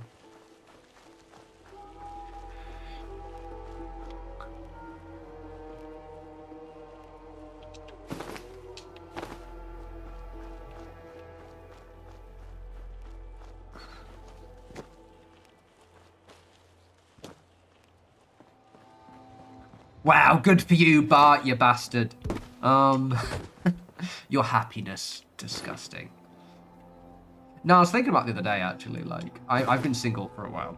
And I remember, like, for basically all of my late teens and a big chunk, most of my 20s, I was, like, never not single. And now ever since I hit my 30s, I think because I hate dating just because of it, you know?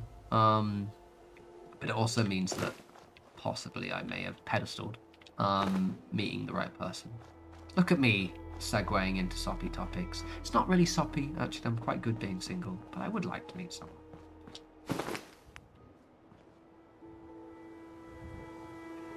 See, that's the thing, Brain. I'm a fairly decent looking lad, right? I like to think so. But there's two things holding me back, right? One, again, terrible at closing the deal.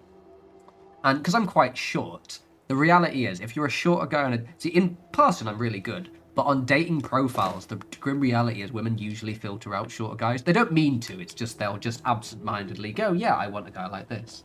And I realised this. I was like, ah, damn it.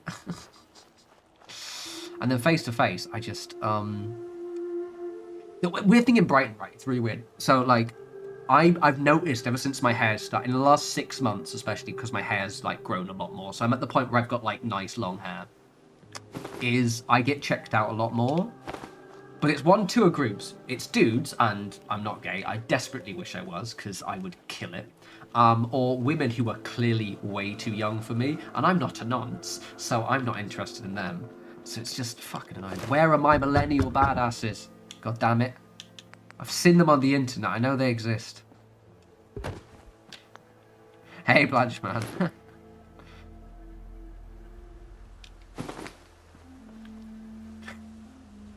Okay, Bart, you boomer.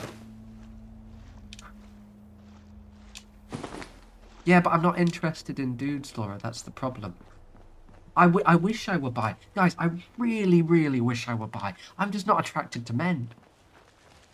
I can appreciate a nice arse, but I don't actually want to touch the dude's arse. I'll be like, nice booty, bro. It's annoying. I wish I was.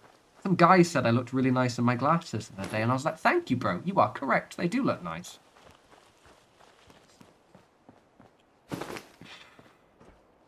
You boomer happiness Bart, you bastard.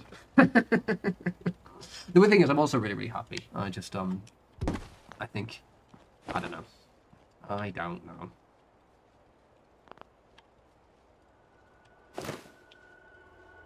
Oh yeah, Brookie, that's exactly it. They're all skin. They're all skin, or I said they're all just doing what I'm doing, which is just not leaving the house. Or when they leave the house, they're just going to the local and reading books. It's fine. Historically, when I've dated someone, it's usually happened extremely suddenly. Like, I'll just meet them at the most random-ass place ever and be like, oh, hello, and then we start dating for a few years. That's probably what will happen again.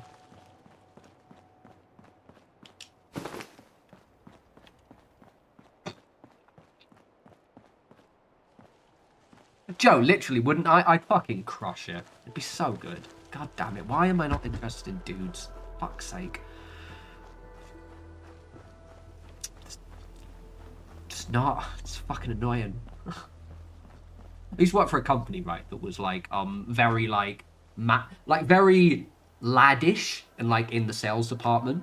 Because obviously the way I look, even before I had the long day, I used to get like, oh yeah, you gay or something, those kind of jokes. And I was like, lads, I fucking wish. Because dating would be so much... Well, dating would be harder in a different way, but I'd have more options. Fucking annoying. And and don't forget, guys, like, I've got the long hair now. In the early 2000s, I had long hair. I had, like, pink eyeshadow on. I was, like, androgynous, you know, to the extreme. Just wasn't gay. I used to sometimes play along again, but for a free drink. But other than that, a free drink is a free drink. You know what I mean? Maybe not the confidence. Confidence is there. It's just more, yeah. I think also the problem is just by dear. If I think back to the women I have dated, I've usually dated women who are a little bit more forward, and I just think I just happen to have not found a woman who is forward, who I'm interested in, I guess. It's all good. I don't need a woman. I've got a monolith. Honestly, do you really need a partner when you have a monolith? Look at that thing. It's beautiful. Look at that. I love you, monolith. Christ. Listen. It's not even 10 yet. Oh, Blanche, man, I'm so sorry. Hey, mate, but Brighton's fucking brilliant.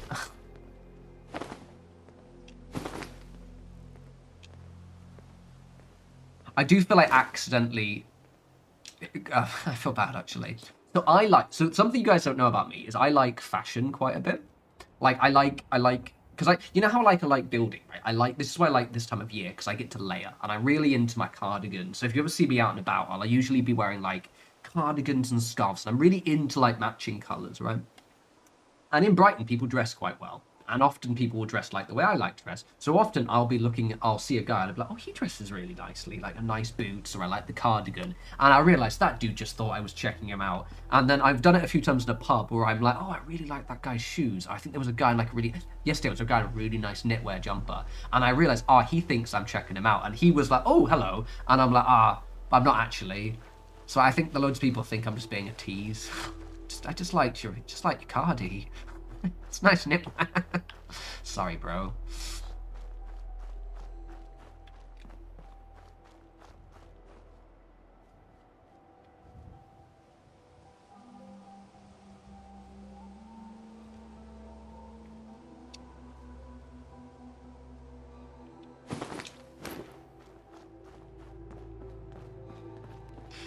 Oh, I know I'm charming. I'm just shit at closing the deal. So bad. Oh my god. There have been a few instances. I think like a lot of the women I've met have been through work. And there are instances where I'm like, oh, she's definitely interested in me. And we've met up, you know, a couple of times with a few different women. But my logic is, look, I'm not going to hit on you unless I get at least something very clear back. Just a little bit of flirting, right? And there are a few instances where I'm fairly certain they like me, but because they're not being actively flirty, I'm just not going to try. I've had one lady specifically who I'm pretty sure was very annoyed at me that I didn't make a move on her. But she was very, like, friendly, but there was nothing there when we were hanging out. But she also looked very annoyed. Such a strange lady. Women.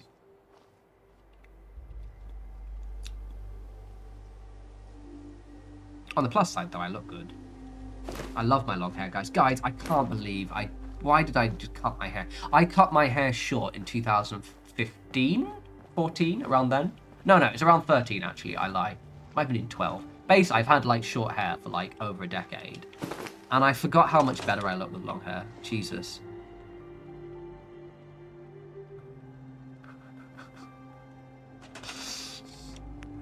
Brookie, I think that's the reason why I think the other millennial baddies, the millennial baddies that I want don't actually like me, because they're just glaring, but I do think maybe they're...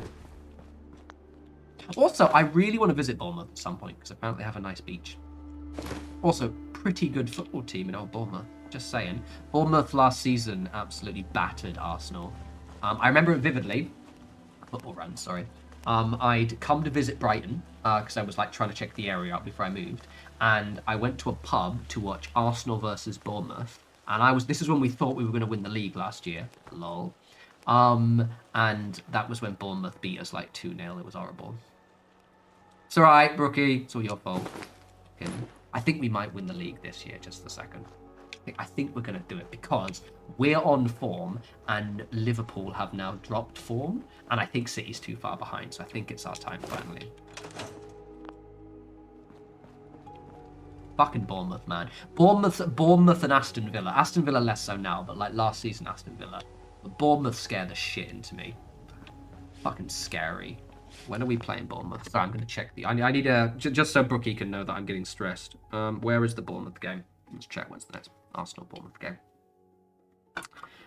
It's fucking horrible. Good team. Bournemouth, good team. Good, like, upper mid-table team. Where are Arsenal playing? Bournemouth. Must be ages away. Sometime next year, I imagine. I'm on the Arsenal app, just in case you're wondering. There we go. So, 3rd of January, Vitality Stadium. Vitality Stadium. Okay, cool. That's the next one, I think. Right, well, I'm going to be very, very sad. So, Brookie, if I'm very upset on the 4th of January, it's all your fault.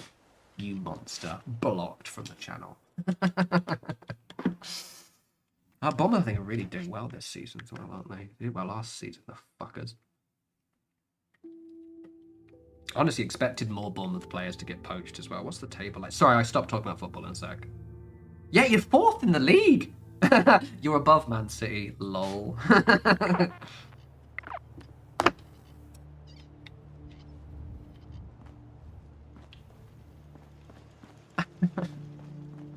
I bet you looked very very sharp in the cowboy boots, though. I do like good boots. I do like good boots. I just like buying clothes. Oh, nice. Oh, Blanche, man. You know, the joke is, Blanche, is we're not even, like, ribbing you anymore. It's genuine sympathy. Like, I feel so much empathy for Manchester United players because, like, there's the for those who don't know, like, football, this is soccer, for those of you outside the UK, US specifically. So basically, Manchester United were like the dominant team for like most of the 2000s and early 2000s, most of the 90s and early 2000s, and they have fallen off so bad, like it's embarrassing. And there's a whole thing in the last few seasons where like they hire this top tier talent, and that talent bombs, and then that talent eventually leaves Manchester United and flourishes again, and it's happened with their goalkeeper already, like Onana, and he's just like doing well. He's been player at the match. I think where he is now, he's in like, I have no idea where he is. Where is he? It's like in Turkey, is he? Take care, Digital.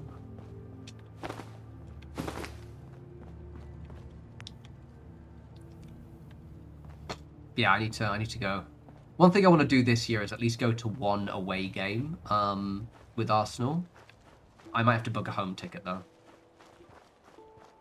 Hey, beaches. Right, where's the next one?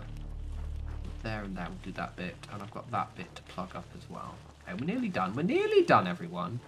Well, with this bit.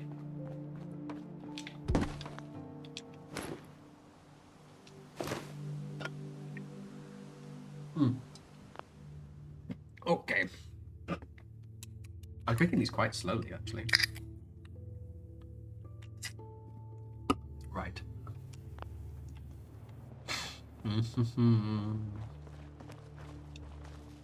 You fat prick. Get out of the way. Wait, good thing. This has taken hours, but it does look good. Like, just doing all these little things. Like, it just adds a little bit more depth to the farm, I think, which I really like.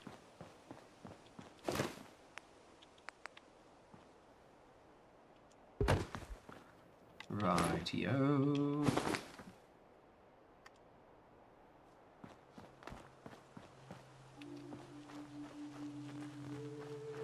Literally, the fuckers. I've been doing this for ages, and all they do is just amble in front of me.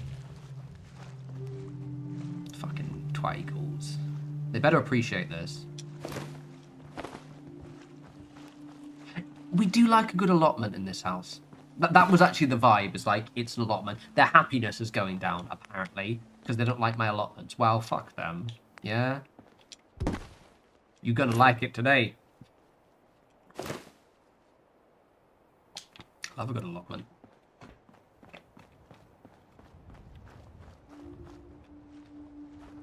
Is an allotment just a UK thing, by the way? Do, like, those of you in outside of the UK, do you have allotment? Do you know what an allotment is? Or is that just a UK thing? That's not level. I did Brooke. I also did it in, what do we call it? Green Top as well. Though I didn't technically use it for the fields then.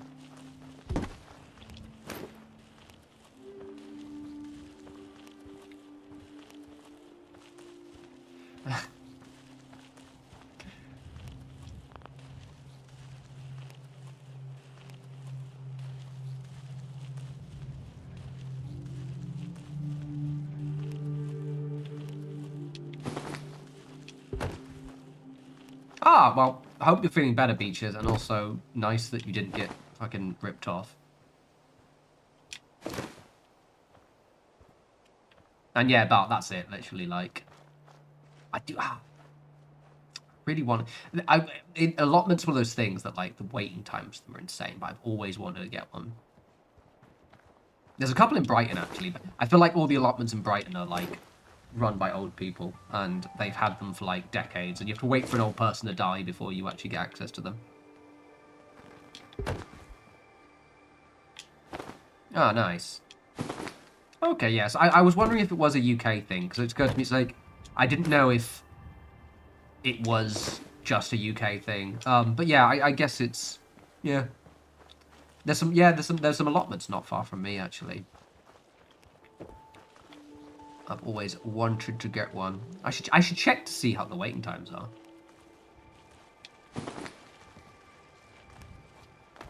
To be fair, I feel like, Laura, in the US, you guys have a lot of space.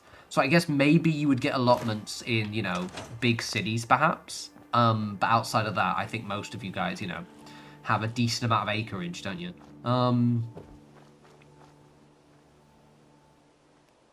Yeah, I feel as if, like, you know, my vision of somewhere like Portland, for example, is I imagine they have allotments, or Seattle.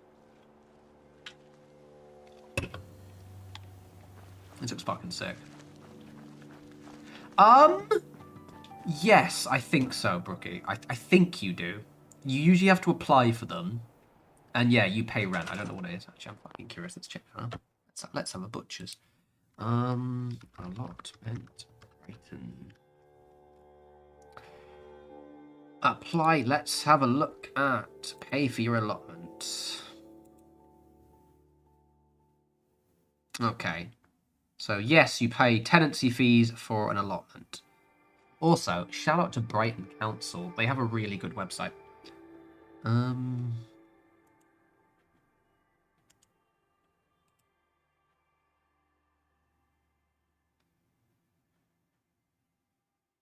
The average wait for a plot is 3 years. Fuck me. And you have to pay a £21.40 administration fee.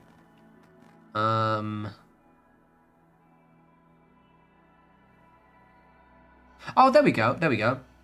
So this is the cost of the allotments in Brighton. So basically, for a half plot, which is 125 square meters, is £51 a year. That's fuck all. You can get a whole pot, which is 250 square meters. How is 250 square meters? What's that look like? Sorry, guys. I want to visualize it. Something have a visualized thing of what?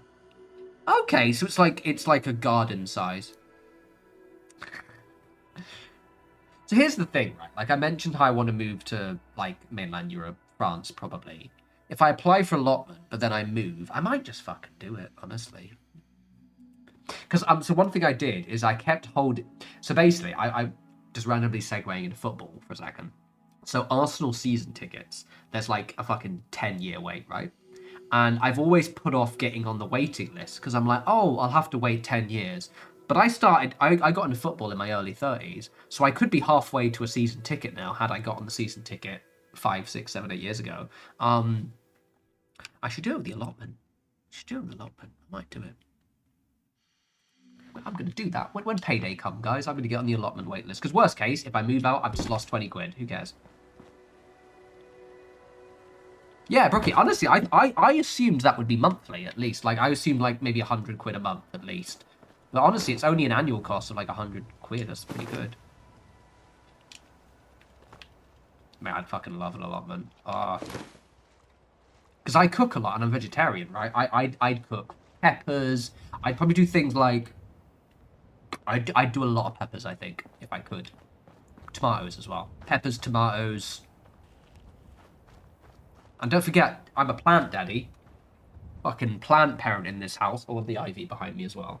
Fuck yeah, okay. Alright, guys, we're getting on the allotment. You guys have encouraged... I love how just random this stream is. I'm going to get on that, because I keep meaning to do it. I used to live near Kingston. Well, between Kingston and Roehampton in London. And there was some loads of allotments near me. And I lived in that place for 5 years. And I should have absolutely got on the allotment wait list. Oh, give me a few years, bro. Give me a few years.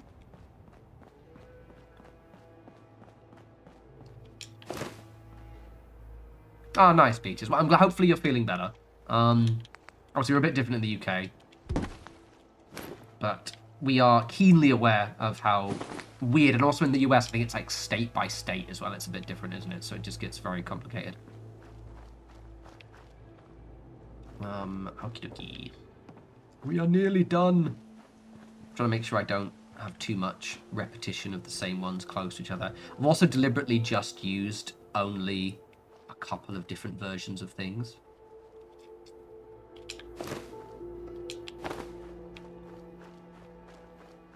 Oh, too. So why so long? It's just because loads of people apply, and like same allotments, but also the Arsenal season ticket list.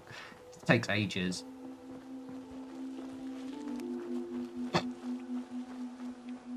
I need. Right, what do I need? Okay, I need another one of those in that one there. Just takes fucking ages. My wait time. Let's check my wait. Let's check my position in the queue of Arsenal. 1 sec. This will make you all laugh. Let's log into my Arsenal account now. It should be on. I think it's on the ticket hub, isn't it? My profile is up there. How do I see my fucking tick hub thing? Oh, there it is. I have to go to available tickets. I'll do it all the way over here, don't I? I'm going to tell you guys my position in the Arsenal ticket thing. Is it going to make me go to the hole? It is something ridiculous, like... We'll wait for it to load up. There we go. So there we go. So, firstly, I have one ticket for on the 21st, which I'm going to see Arsenal versus Atletico Madrid at the Emirates, which I'm very excited about. My wait list, my position in the queue is 115,940th place. Now, just to be clear, I will probably jump up on that one, people, if people don't renew, because you have to pay £50 a year to be on the wait list.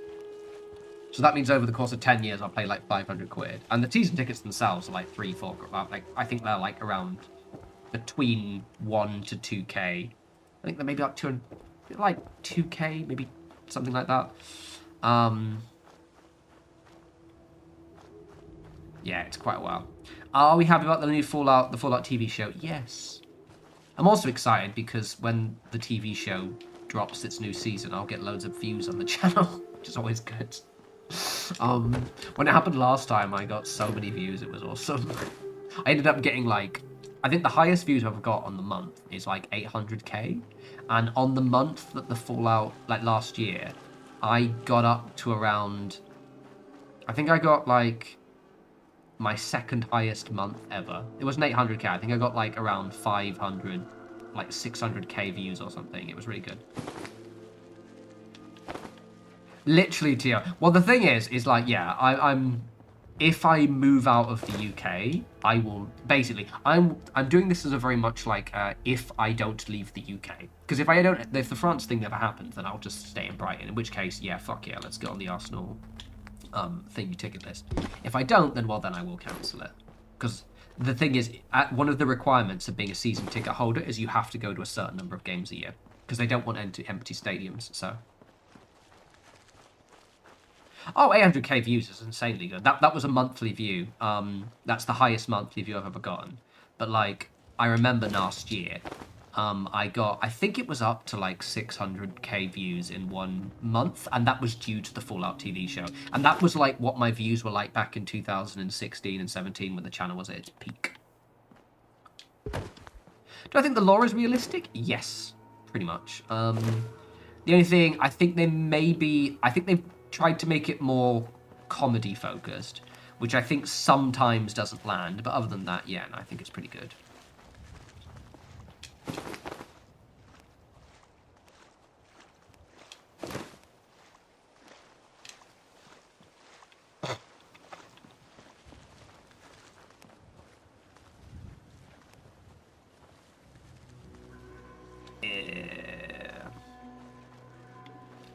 Right, nearly done. Nearly fucking done with these stupid bloody things.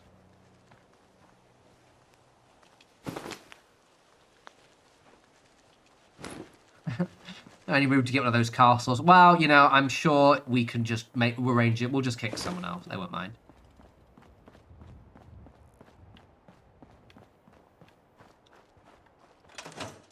Apparently, if you want some with castles, Wales is actually the best place. Wales has more castles per square mile than anywhere else in the world, I believe. So if you want a castle, get to Wales. Weather's probably not going to be as nice as certain areas of France, but, you know, more counts. I think it's just those areas now. Is that literally it? I I think we're nearly done, everyone. I play on Xbox, and I've got another one there as well. Mentioned this a million times, but basically, I don't do Place Anywhere for 2 reasons. One, I've just always done it with pillars, so fuck it, I like using the pillars. And 2, because when I was at my peak, people were really obnoxious. Before we got mods on console, people were really obnoxious about Place Anywhere. They were like, the comments were like, haha, I don't do any of this because I have Place Anywhere. So I made a very, very big point that when we got mods, I just didn't bother using it. And periodically people will ask, and I'm like, nah, I'm good. Because I don't need to use it. And I weirdly like, I also find limitations make me more creative.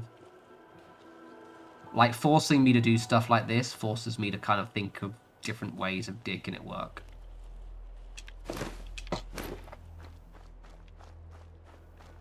Can you buy British castles? Generally speaking, like, seriously, most British castles are owned by various, like, trusts, because they're not really... They're usually publicly owned, basically, or they're owned by, like, you know, they're basically owned by the government.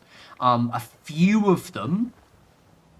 Actually, no, I think nearly all of them are owned by the government. I think a few of them aren't, but it's usually...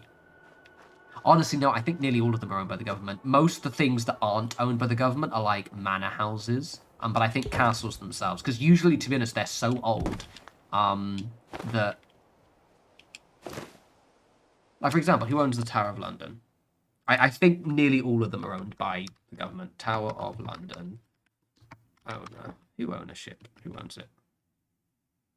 Oh, no, so, okay, so a few of them are owned by the Crown, like the Tower of London's owned by the Crown. But I think most of them will be owned by the thing.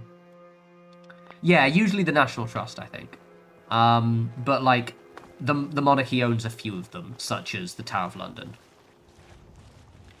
Which is incredibly embarrassing.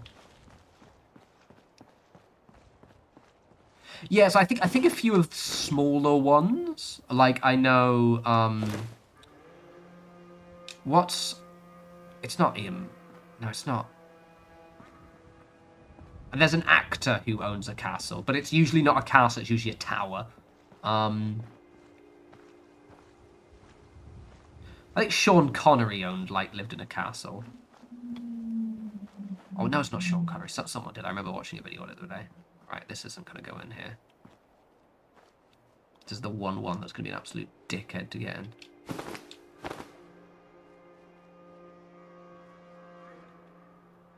I do it that way. Oh, wait, no, it's fine. It's grand. We're grand.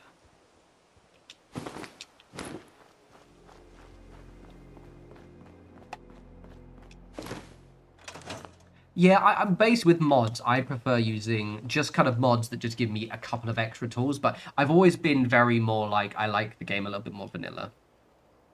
So I'm just going to move my camera a little bit. A sec. There we go. It's because I wasn't very centered, so my hair's a bit messy. Got Sonic the Hedgehog. He's lounging. He looks like he's kind of touching himself a bit. Sonic, that is very inappropriate. Honestly. You absolute fiend. Also, I like the angle of this because it looks like I've got my titties out. I have. Bit of cheeky cleavage for you lovely people. Fucking hair in my mouth. Right, anyway. Nearly done.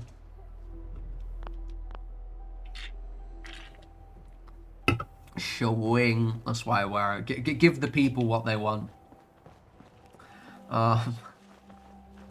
I'm eventually going to get a fucking... So basically, do you know how I mentioned a couple of streams ago that I was getting some more tattoos, right? So I've even submitted how I want... Like, I sent a draft of what I want my tattooist to do. Fucking never got back to me.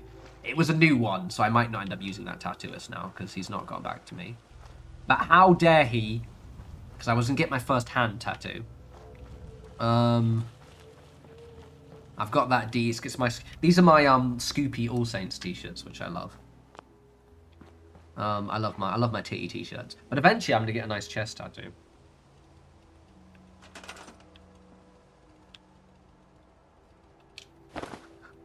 Beaches, I'm terrible to say. I think you might have been conned a little bit on the Mars one. The Sealand is technically correct. But I think the Mars one, I don't think it's... Because I don't know how enforceable that is. But we might be wrong, though I suspect it potentially might not be in either of our lifetimes. Right, get in there, you little fucker. Now.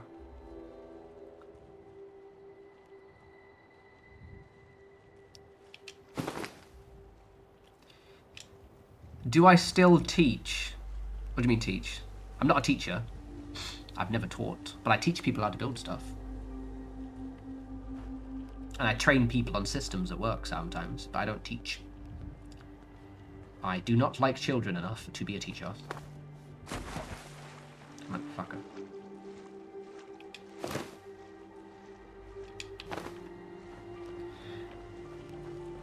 Do you think you'll ever be interested in making a mod? Brain Basket, you may want to sit down. I have made multiple mods.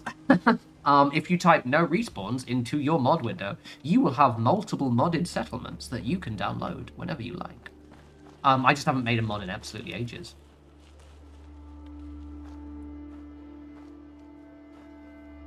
I've just got... No, I'm not, man. I work in like a kind of techie job. Yeah, but yeah, no. I was also like, I'm one of those people, yeah, no, it was never my interest to be a teacher. I'm very flattered that you thought I was... I'm good at teaching. Funny enough, I'm actually good at teaching. This is one of the reasons why the channel is what it is, right? I teach people how to do stuff. But I usually like training. I like training people on tech at work. That's something I do like doing. Eleonora stuff. Eleonora is an artist. I like her homes quite a lot. Some of her like clothing mods aren't really for me because I think her stuff is very custom asset heavy loaded, and that doesn't work for the style of game I play. But no, she's a fucking artist. Like, I've got quite a decent number of downloads on my mods, but nothing compared to her.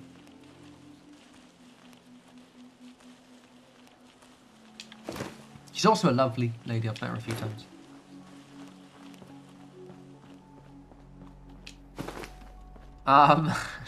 Did I? I don't think I did.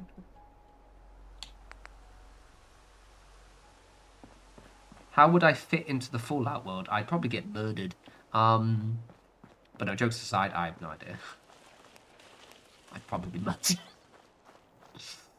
Right, have I got one more? I think I've got one more, which is like that bit there. Is that literally the last one? I think that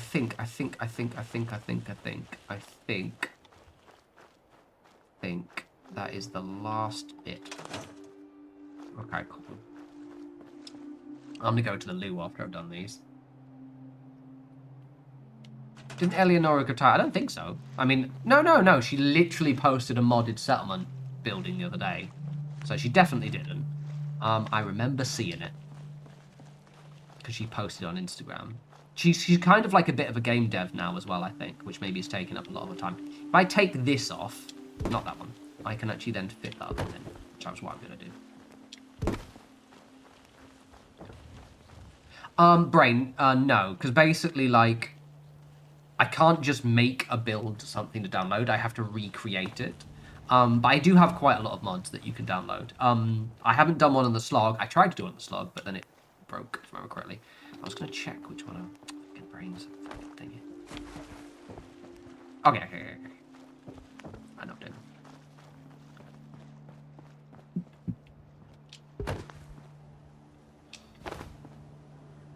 I think I don't know if she was an employee. I think she was a contractor.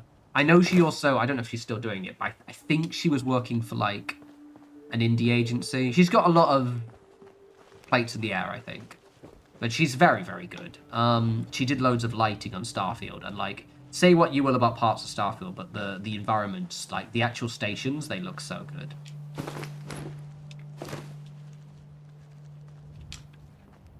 I could see myself being I always feel like maybe, like, the Follows the Apocalypse. I quite like those. I'm quite a goody two-shoes, so I'd probably be something like that.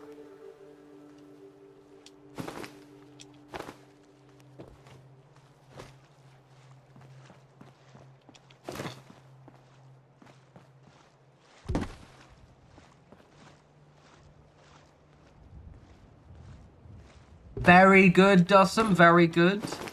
Fuckers should be paying me royalties, actually. They should pay me royalties, and they should take back all those stupid helmets they sent me, because they're filling up my cupboard, and I haven't known what to do with them. That's literally completely in the wrong direction.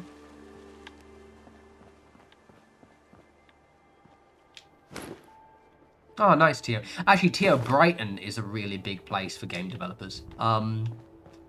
I remember that vividly. Like, it's one of those places, because I think it has, it's quite close to London, but it's also, like, it allows them, it's become, like, there's a little bit of a tech stronghold here. Right, I think that means I've finished all these fucking posts. Took me bloody ages.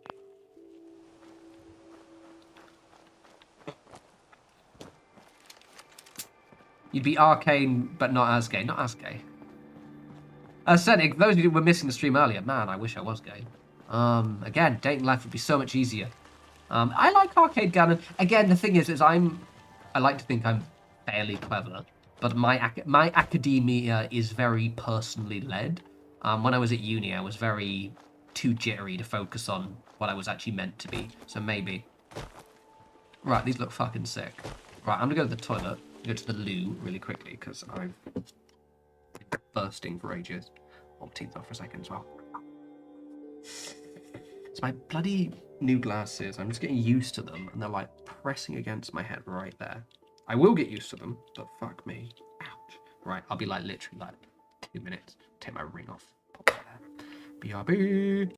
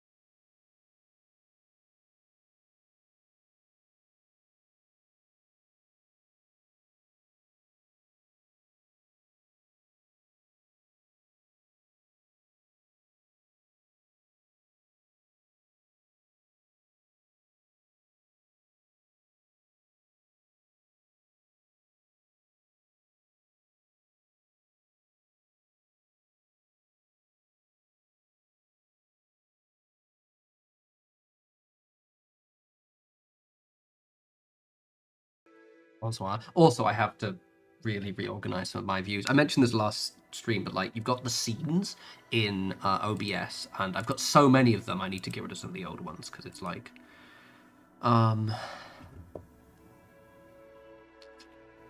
Take care, Bart. Thanks for joining.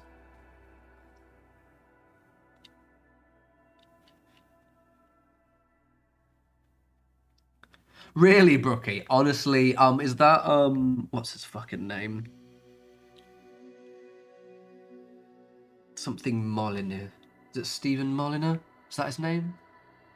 Yeah, he looks the type. He has that kind of, like, Steve Jobs thing where he trying to be a visionary, but is probably a shithead. Right, anyway.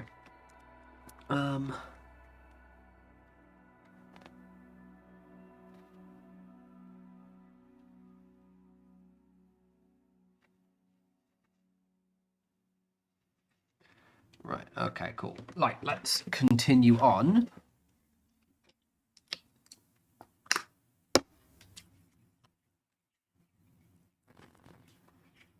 Put my hand cream on. Gotta have my Nivea. I will never age. Plus, also, I just hate having dry hands. There is a Fable. Where is the next Fable coming out? It's coming out soon. Fable 3, is it? Fable 3?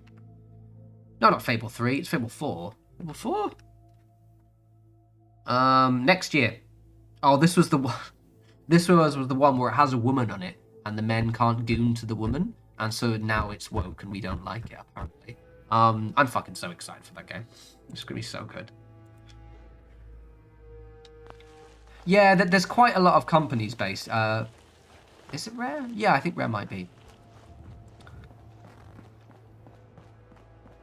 I love the Fable series. Like, so good. I have Fable 2 Collector's Edition knocking around somewhere. Right, okay, so we've done, like, lots of this. I guess now we're just adding details and bits.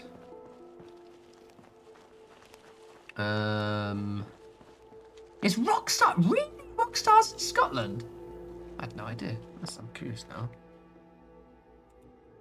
UK game developers. Let's have a butcher. See who's UK.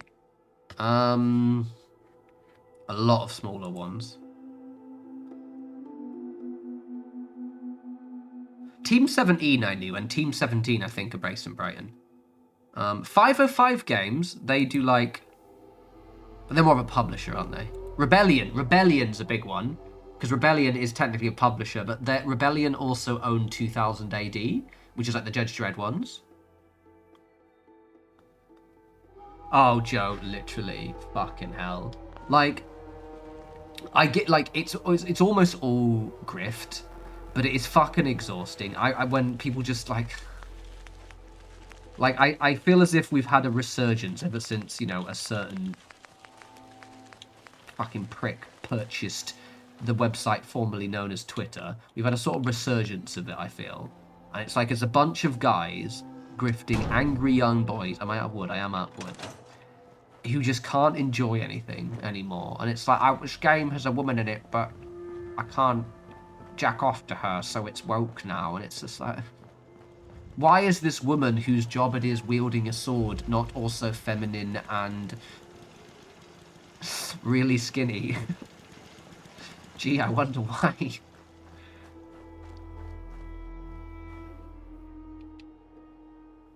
Oh, yeah. I also, yeah, Crate Assembly. Yeah, those are the ones. Well, that and other people. I quite enjoy the peace of not being on Twitter anymore. Though I use TikTok quite a lot, so often I'll see people responding to those guys. But it does seem to have gotten worse, to be honest. It's like a bunch of dudes who just like most of it is grift, right? Like, it's grift. Like, you know, the Asmongold type people, they are doing it for grift. That is objectively why they're doing it. There is nothing else. There's nothing else there. It is grift, right? But it's the people who fucking fall for it. Like, come on. It's embarrassing. Right. I like using the 500mm for decorations, so I'm just gonna...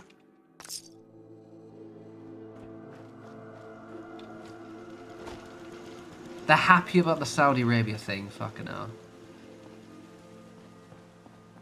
I like Hassan. Hassan's cool. Actually, yeah, but Hassan's left wing. He wouldn't be happy about the Saudi Arabia thing. Though I did see the controversy of him shocking his dog the other day. I watched it, I was like, this isn't what everyone thinks it is. And apparently, Hassan Piker's the left-wing commentator. And he's apparently got a vibrating collar on his dog, right? Whether you think that's good or not, whatever. It's for, like, you know, training them. I saw a couple with one yesterday, actually, when I was in the pub. And he pressed it to get it to, like, sit down. And everyone was like, he's got a shock collar, he's got a shock collar. I was like, fair. Okay. And then, and it's interesting when you're in, like, that kind of position as a well-known person on the internet. It's like, you know how Reddit is set up now, that it keeps pushing all of the promoted Reddits that you don't subscribe to into your feed? It was like, I think it was like Twitch fails or something. And I had to keep hiding them because it would be like people spamming Twitch fails with different versions of this fucking video.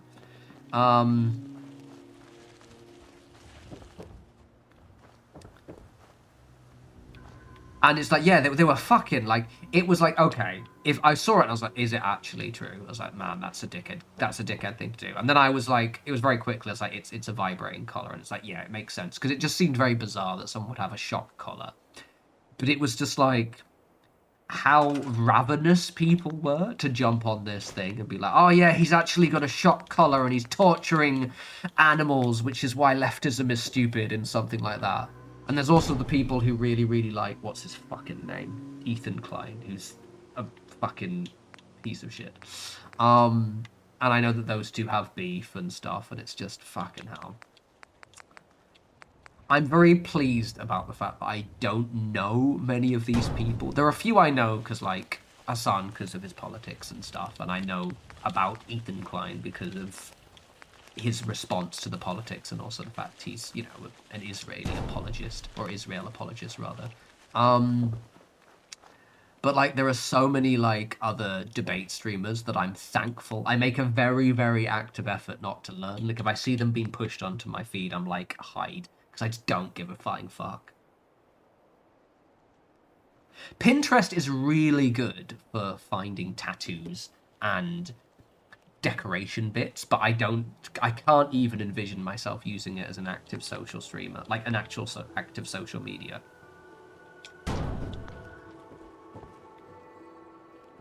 Really, Joe? What the fuck? I'm gonna do that right now. Fucking hate recommended subreddits. Where is it? I'm doing it right now. I'm doing it right now. Where is it? How do I turn off? I've got the Reddit enhancement suite. I'm just looking. Content options.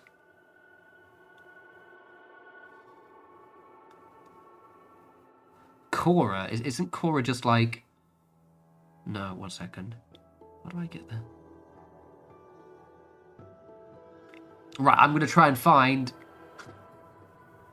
how to turn off recommended subreddits because it's fucking annoying. I keep recommending shitty subreddits I don't want to use. Right, but while we're... Because I like using Reddit, but I don't really give a shit about... And the problem is the way it works. If I happen to, like, go, oh, what's this story about? It'll assume that, oh, like, I think I watched the one video of him shocking his... Well, not shocking his dog. And the dog, like, yelping. And I was like, oh, fuck's sake. And then I had to, like, curate my feed for an hour because it kept coming back up. Yeah, I feel as if, like, Quora is one of those things that, like, yeah. I swear there was something that was before Quora that was, like... I can't remember the name of it now. My brain's not working.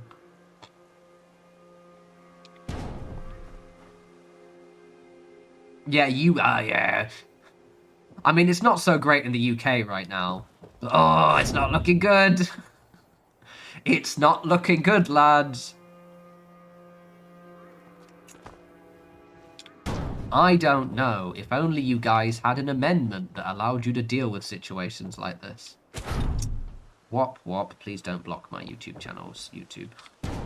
All I was saying is that, you know, only there was something written into your constitution specifically aimed at scenarios that you're in now.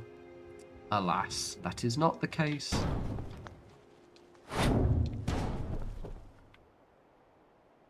Oh, no, I mean, I'd love to be recommended beekeeping. I did get a good recommendation. It's because I visited the subreddit. I like pigeons, and I wanted to find out the best food to give pigeons, and now I've subscribed to the pigeon subreddit, and I'm a happy boy.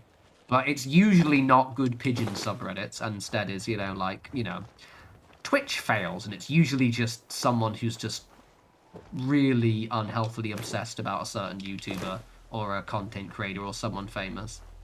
I think I got like a random Taylor Swift one once. It's weird.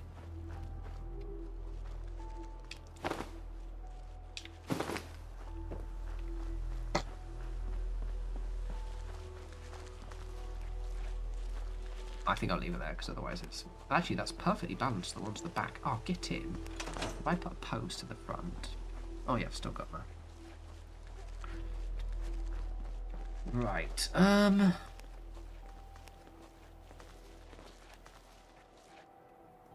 Right, okay. Thought it crashed then. Okie dokie. Alright.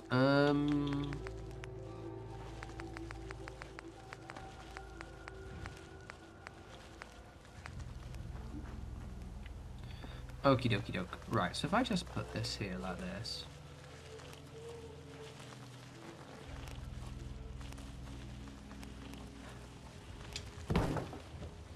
thing is, and I have to be very careful about how I respond to this, purely because, you know, obviously I might get my channel banned or something. But, like, my big thing about gun ownership, specifically in the United States, and the justification that I think is potentially a good one, which is, oh, it, you know, allows us to stop tyranny and all that jazz, is the sole reason that it's not used for that. You know what I mean? Like, I used to work... I'm aware, someone who is very socially aware, that in the US, for example, you have worse labor rights than us and things like that. And your political corruption is higher. Surely the Second Amendment exists to stop that. And if you did stop that with the Second Amendment, I don't know how you would do that. I'd be more inclined to be like, well, I can't argue with the results, but because that doesn't actually happen, I'm like, well, you're not using it for the reason you say you've got it. You're just shooting deer in schools. Yeah, that's the thing. I mean, yeah, I'm well, that's the reason. But it's really interesting. I've had this argument with people before. They're like, oh, yeah, but, you know, you don't have guns and we have freedom. I'm like, I have better... Like, literally, I'll be working for a company where half my colleagues are American. And they're like... They'll get into a little bit of a passive-aggressive chat while we're in the middle of a meeting. It's always really funny when that happens. And they'll be like, oh, yeah, but, you know... You can't stand up to your government. It's like, you both know that I literally have more holiday than you. The other day, you were complaining that you only get 10 weeks of holiday. Oh, it's like 1 week of holiday a year. And I'm on my, like, you know... 5 to 6 weeks, including bank holidays. Like,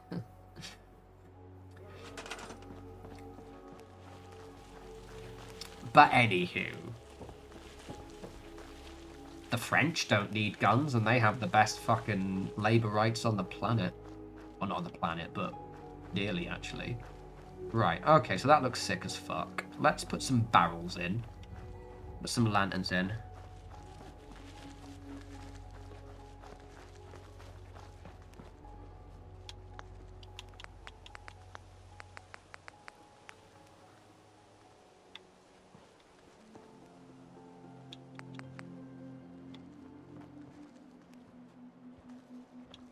Yeah, like I mentioned on a stream a while back, I think it was the last one actually, that I remember when I had the home invasion in my flat. So for those who don't know, I had a home invasion a couple of years ago.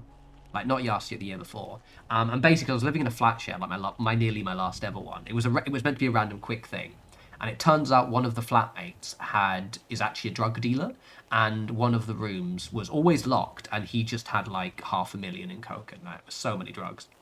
And I discovered this when one random 5 a.m. in the morning, we just heard someone kicking in the front door and then kicking in that person's room. And it turns out it was a rival drug gang trying to get his stash. They kicked the wrong door in. But I remember like hearing the kick and like putting my clothes on and like calling the police. And I was weirdly calm because I knew that they probably weren't going to have guns. They might have had a knife, but that was it. Whereas obviously in the US, you know, fucking anyone can get a gun. Which means you have to have a gun, or you potentially feel compelled to have a gun.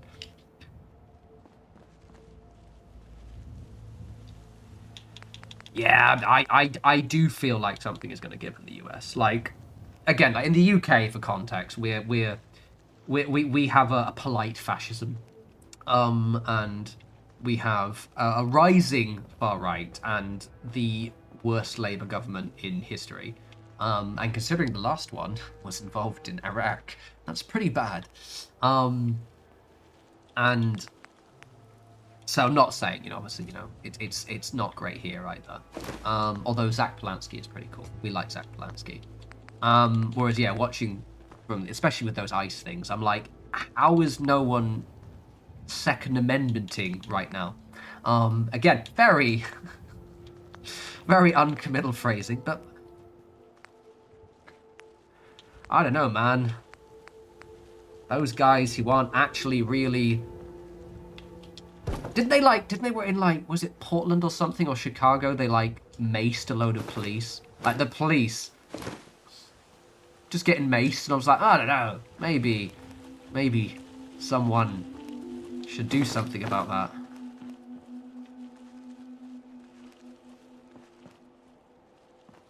Yeah, Chicago, that was it. And I saw the vids, I'm like...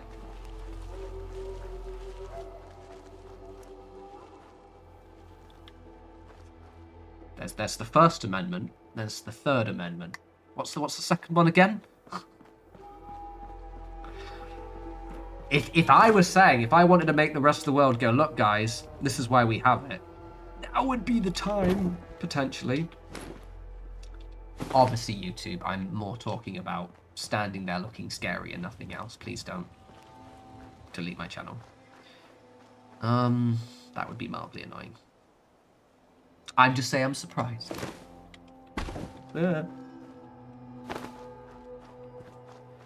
Yeah, me too, Joe, me too. I actually recently resigned from the Labour Party. I stayed in on the off chance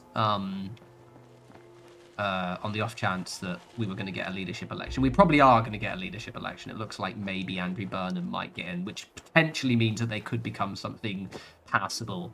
But I actually canvassed for Labour during the 2018-19 election in fucking Putney, of all places, which I met loads of really horrid fucking posh twats.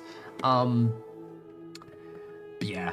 I did temporarily join your party. For those who don't know, Jeremy Corbyn, old leader of the Labour Party, and Zara Sultana started a party, but then they had a massive fucking breakdown, and everything went to shit recently, so I've cancelled my membership, and I'm just going to join the Greens, because I think Zach Polanski's quite good, and I think they actually... The Greens, in a poll recently, were nearly on par with Labour. They were at like 15, 20%. No, Starmer's gone. Starmer's gone. Oh, I need to do the thing. Starmer's definitely gone. Like, he's just so unpopular. That's one thing I do like about the UK, actually, is that we tend to get rid of our unpopular politicians quite easily. Don't forget, like, during the Conservative government, we had, like, what? Cameron, May, Boris Johnson, what's-her-face, and Rishi Sunak in the space of, like, what? Over the course of what was, like, 6-7 years? Yeah, the Greens, but not only that, is I think this might be a period where the Greens actually, because Labour are so fucking bad, they are so awful, that this might be the period where they actually do finally. For the same reason that people are voting for reform, I think we could see an instance where people vote for the Greens as well. Don't forget, like, and people always say, oh, you know, splitting the vote, yada, yada, yada. Don't forget, it was only 2016's election, I think, or 2016, where we had, or 2015. No, it's 2010 election. I'm an idiot. 2010 election, where we had, you know, fucking 60 Lib Dem, and we had, like, a hung parliament, so... And a coalition got... Obviously, they turned out to be shit, but, like... The point is that smaller parties absolutely can. And I think, like... I think Labour have done such a bad job, especially being complicit in a genocide, and also just doing all of the worst possible policies you can ever think of. God, they're so fucking stupid. I don't even know why they're doing it. ID cards. Fucking ID. Why are you doing ID cards when you're so unpopular already? What's the fucking point? And apparently they're now going to crack down even more on protesting. And I'm like, but why? Why? You've already lost this one. Fucking idiots. Yeah, 2002 was a coalition. It was technically a hung parliament, but it was also a coalition.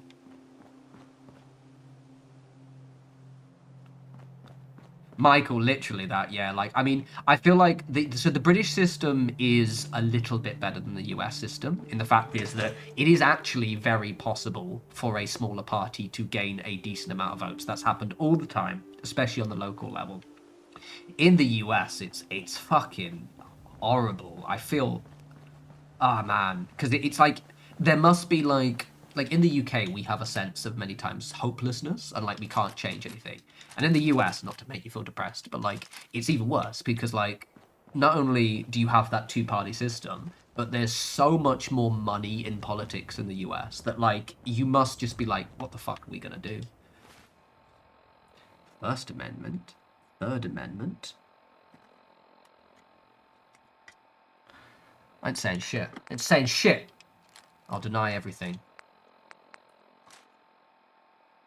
Oh yeah, Brookie, they're never going in again. I think like the only way Labour are going to get in again is if, I guess they maybe do it in the next election if they don't necessarily get voted out, so they're like barely holding on. Hilariously, the Tories are never going to be up again. So I think like, and this is going to be interesting, potentially horrifying, but it could go the other way and be good with the Greens. We could see an upset where all of the traditional parties are completely ousted. Because don't forget, we've had like, the Tories are completely unelectable. Watching Kemi Benedok just absolutely bomb it in every interview is the funniest shit ever.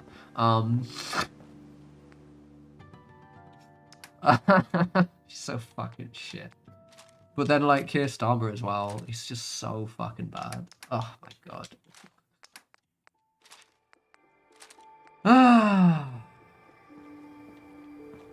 Yeah, trust who couldn't have it. Sorry, I've not been reading the chat. I've been staring forward and just thinking. Yeah, so I'm going to read from the top. So, yeah, I think genuinely what will happen is that, like, I think we'll probably see a more 3-4 part. I think basically we're in for about 20 years of 3 or 4 parties. I think the one thing this might do, everyone, there's one good thing that might come out of this mess, and are you ready for it? We could maybe finally get electoral reform. Because the only way Labour and the only way the Tories will be able to maintain some influence in government is if they get rid of first past the post. This is the one amazing thing that could happen with this shit show. Oh my God, it would be so good.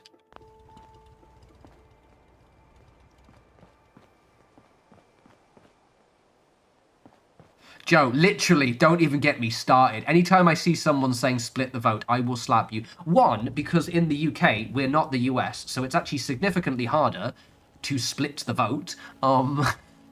That's not how parliamentary politics work. The first past the post tends to favour the bigger parties, but over time you can swing the vote. And in the US as well, like, you know, Bernie Sanders is a bit of a centrist social democrat type, but he obviously was way better than all your other choices. And, you know, all they needed to do was just put money on the people selecting the candidate, and then eventually you selected, you know, Joe fucking Biden, who's just a senile old man, and now you've got a different senile old man.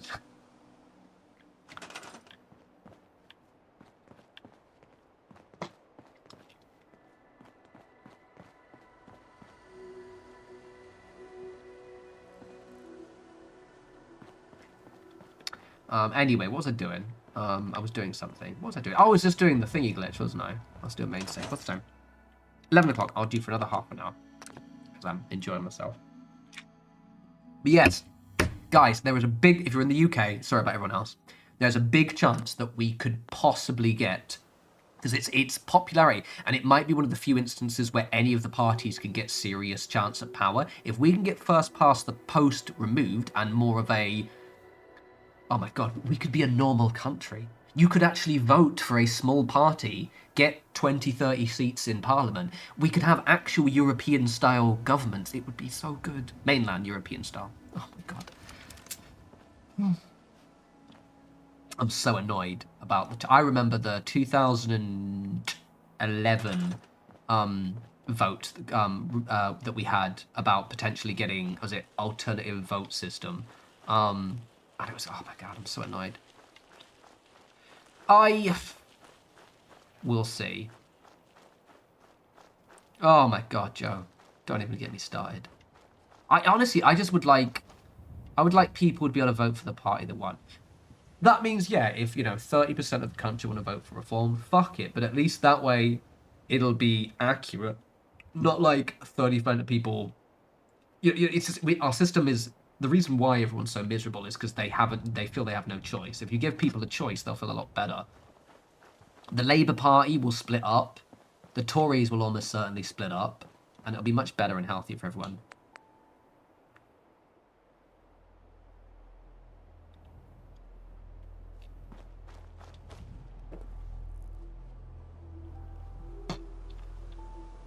I feel as if the reason why the UK doesn't have an English assembly is because of the power and influence of Westminster.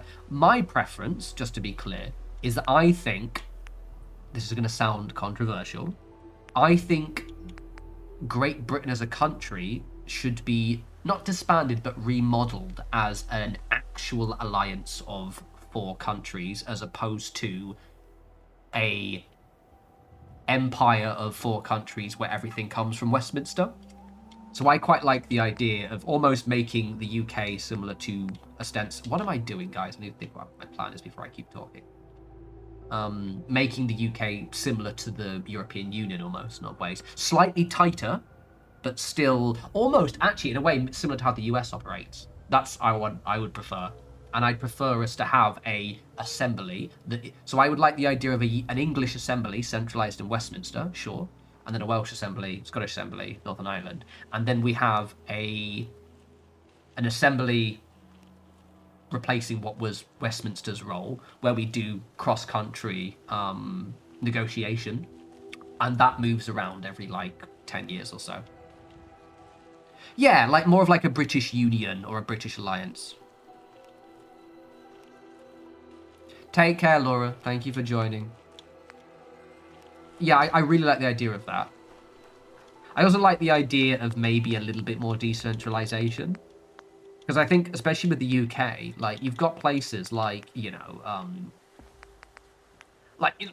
elements of the north, like Devon, kind of East Anglia, that kind of stuff, which do have their own regional identities. And similar to the way the US has the state system, I quite like the idea of maybe strengthening the regional identity of certain areas of the UK, giving them more regional power, similar to the way they've done with Manchester, and just basically decentralizing a lot of the government, I think would be really, really good.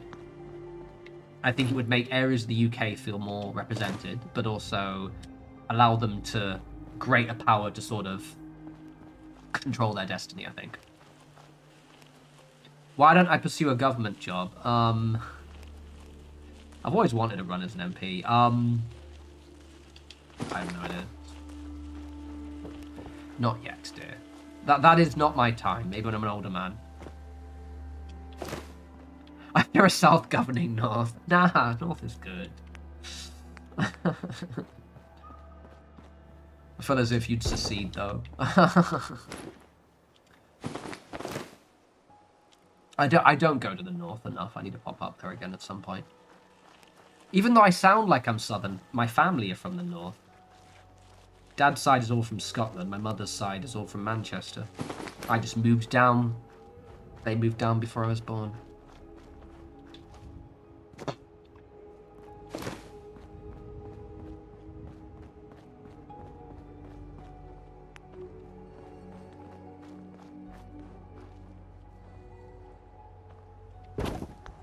Right, okay. We're just putting barrels, doing some decoration now. This is where shit takes ages, but it looks good. What's the timekeeper? Last stream, I remember we were nattering, during the Silent Hill one, and I was just gibbering away, and I thought I had an hour left, and I realized it was nearly 12. Brian, I used to work in cybersecurity. Not as a pen test engineer, but yeah, I used to work in cybersecurity. That was actually the kind of, I'm not gonna tell you where I work, but I used to work for a cybersecurity company, and that's who laid me off in the end of 2023. Basically, it had a massive boom during COVID, and then because everyone was working remote, so suddenly everyone needed much stronger security, especially for remote workers, and then it massively crashed again.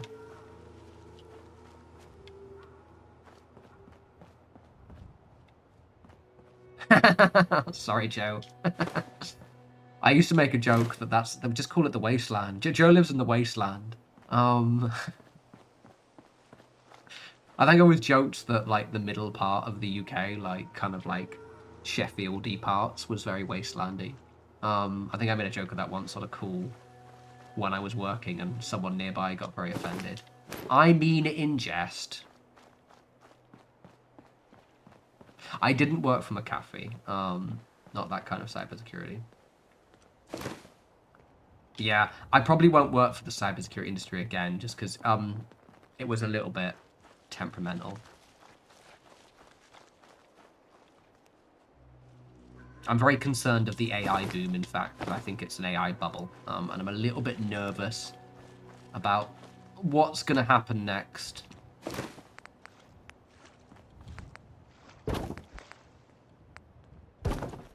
Right, now it's just adding details. I probably want to surround the edges with paths as well, don't I? Yeah, I do. Okay, I'll do that.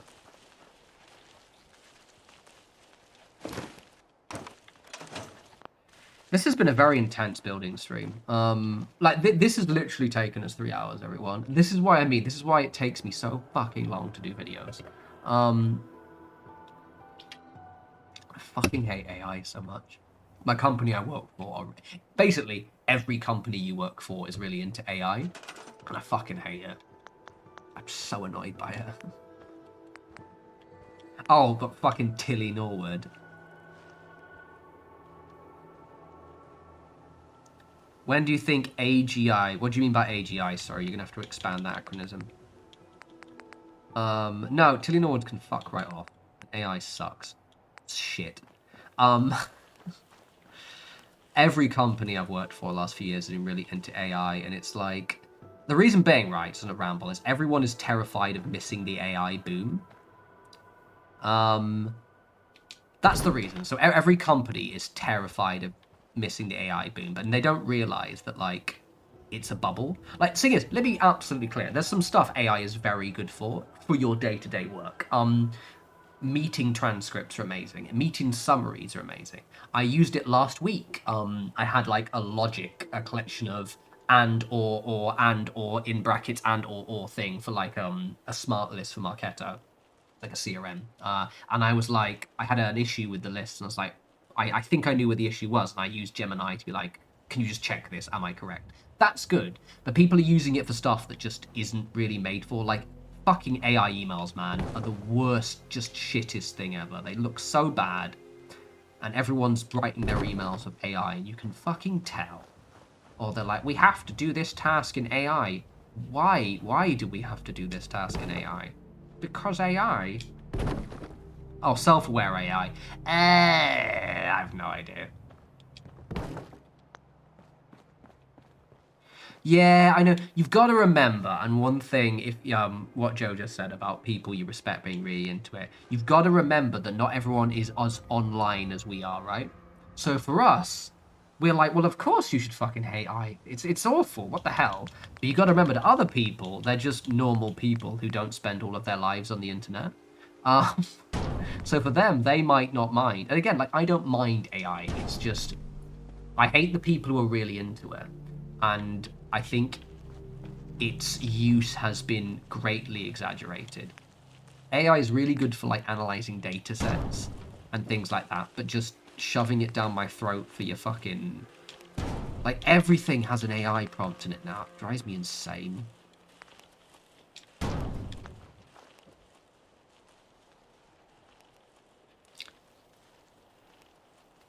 No, see, it's terrible at writing stories. Because what AI does, AI will write things by committee.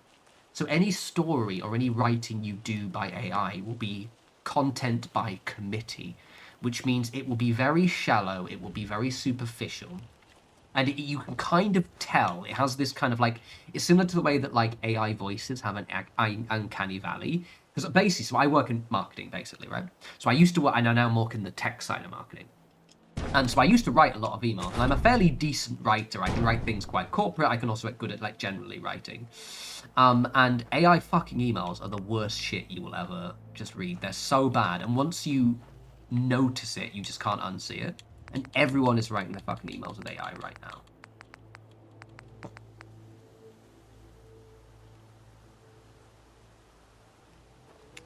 I'm sorry, Laurie. You'll get your food soon. Oh, Joe, no, yeah, fucking AI thumbnails. I mean, look, my thumbnails are shit, right? I just use fucking, I take a picture of my build. I use Canva, which is like a, you know, a tool that it's like easy mode Photoshop, though I could use Photoshop. But you will never see me use shit with AI. What annoys me is there are some good uses of AI, right? Like, AI is very good if you want to check something. Don't let it write for you.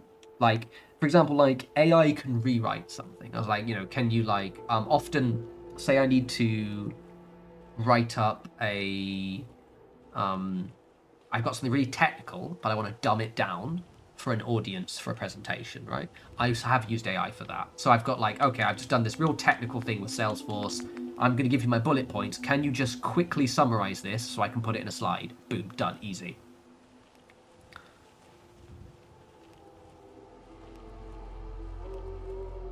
Yeah, Michael, that's really bad as well. The amount of things you'll see a post about, something happening and someone just goes, this is clearly AI. And it's like, you can still tell.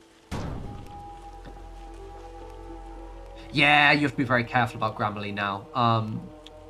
Although saying that, I don't use Grammarly as much now because it's fucking annoying. But I still use it for, like, checking my writing.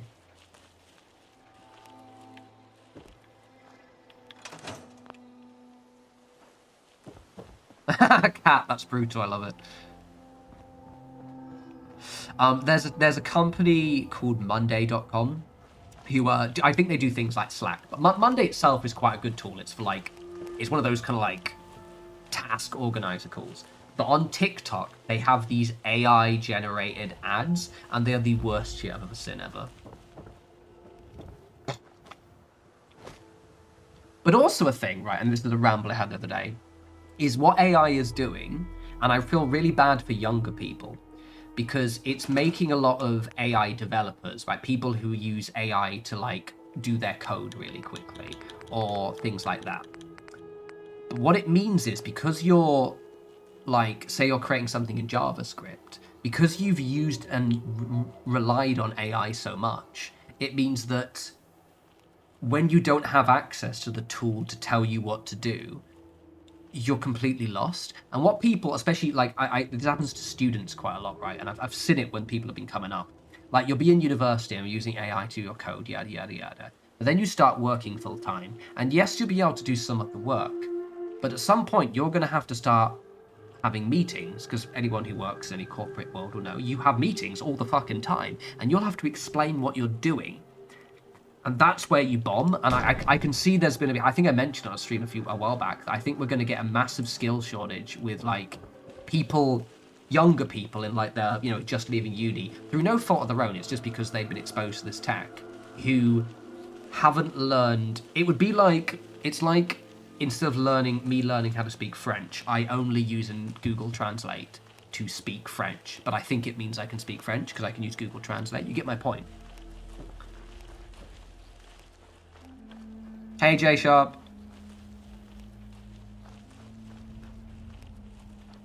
Yeah, Mondays, we use Slack at work, which I'm not happy about, because I think that's part of Monday. It's fine. I think my last company we used Reich, which was quite good. Yeah,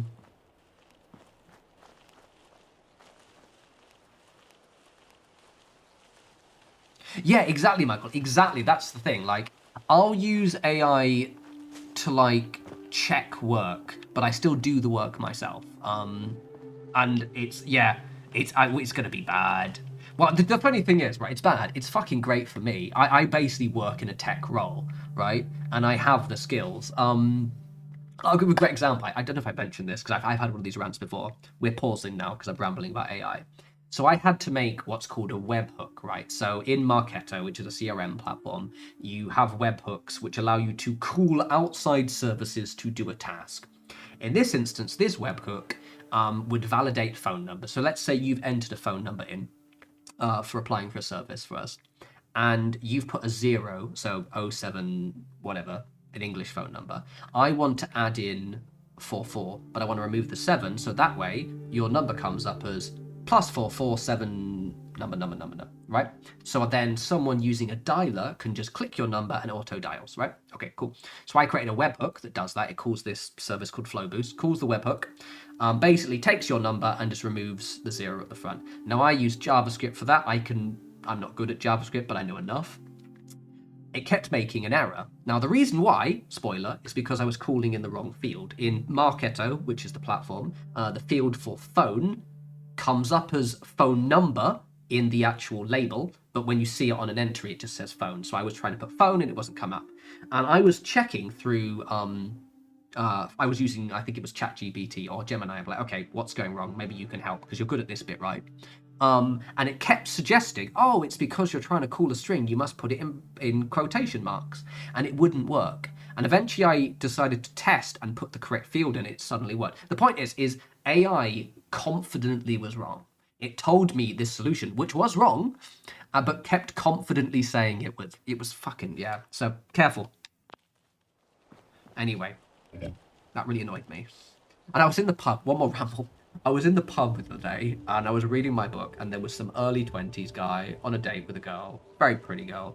And he was the worst kind of dude you ever heard, like really into ChatGPT. He was like, oh yeah, I use it for all the time. And I was literally like, you are gonna get eaten alive when you start working. Because you just can't function without it. Fucking hell. Anywho, fucking AI. What's the time? Right, I've got 15 minutes.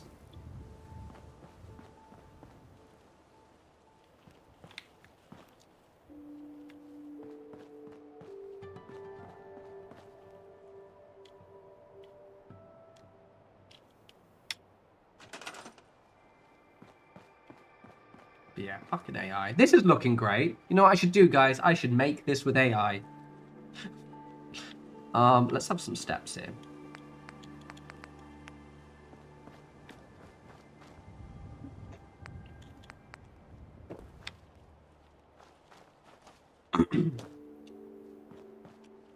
It's alright, the bubble's gonna crash soon. I just hope I don't lose my fucking job when it happens.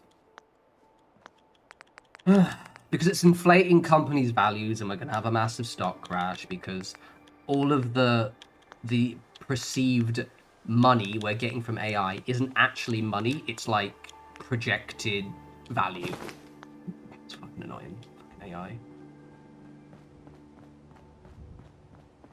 Oh, Devil, you fucking hear me, man. I've got so much shit to play. I think I'm in the nearly to the end of what do we call it? Cronus. And then after that I'm gonna I don't want to play. When do I think the bubble? It's just soon. It's just gonna happen soon. I can't even predict when. It will happen soon. AI will still stay around, but like a lot of the jobs that have been created through AI, and then a lot of jobs that have been created on the back of creation of AI jobs, such as like teams expanding or like, you know, companies expanding their marketing teams, you'll just see massive layoffs. I just hope it doesn't affect me.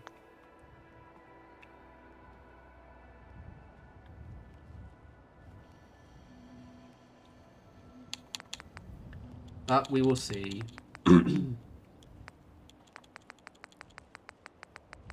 I've never finished Horizon. I got the... I think the problem is I want to stop playing, like... I want to start playing, like, less time-consuming games, I think. I mentioned a few times on the channel, actually, is, like, the slight issue with lots of newer games, or lots of games I want to play, is their massive time sinks. Sometimes I just want to play a game for, like, 40 hours and be that. Like, a kind of 20 to 40-hour experience. Chronos, for example.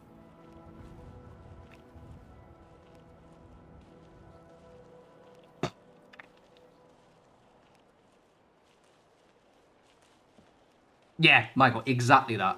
And you know the worst part is I feel so bad, again, for like people who are just coming out of uni, because they're going to have a skill shortage, because they're going to hire people like me. Like, the job I got right now, right, not to flex, it's just the way it is. I got this job in 12 days from applying, and that was because I also went on my birthday, and so deliberately pushed my interviews back. And that's how all of my jobs are. When I start the interview process, I get it like that.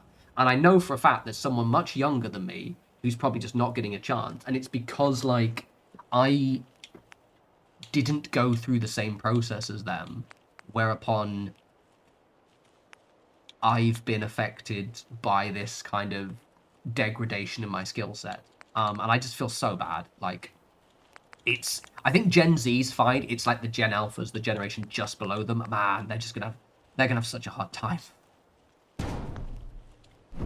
Because like they're gonna really struggle with the labor market, because what I think is gonna happen is like the Gen Zers, older Gen Zers, the millennials are just gonna start taking all the tech jobs, because the younger generations, they won't have the same skill set purely by dint of the fact that they disproportionately rely on AI.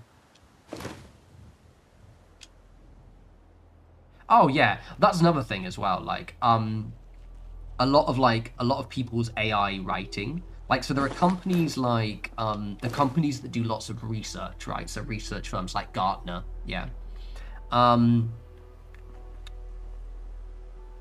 And those companies will like do these yearly briefs about certain industries, that kind of stuff.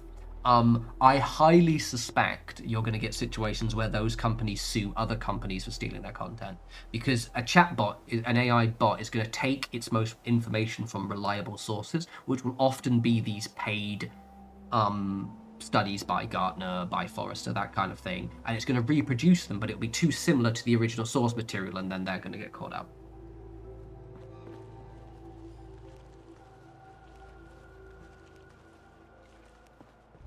Oh, J Sharp so much. I just use it for like checking my work, because again, it's good at data solving. You know, so I used it the other day. Again, it was really good for this. Like, AI transcripts of videos are really useful. So like when I'm having a meeting, I don't need to pay attention as much anymore, which is very helpful because I know I can watch the AI summary or just highlight what I have to do. It's good at that. Cool, grand.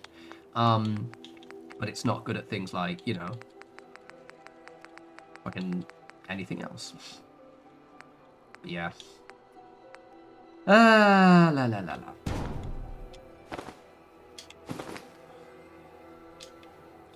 No, yeah, and as Laura's mentioned, actually, like, so some of the AI, you know, like those fucking the Skyrim ones where they've got, is it not Merwin's Dagon, other guy, and it's like they've got ChatGPT voices. It's kind of funny, morally ambiguous, because obviously they've basically stolen someone's voice and turned it into an AI bot, but some of them are quite funny, undeniably so.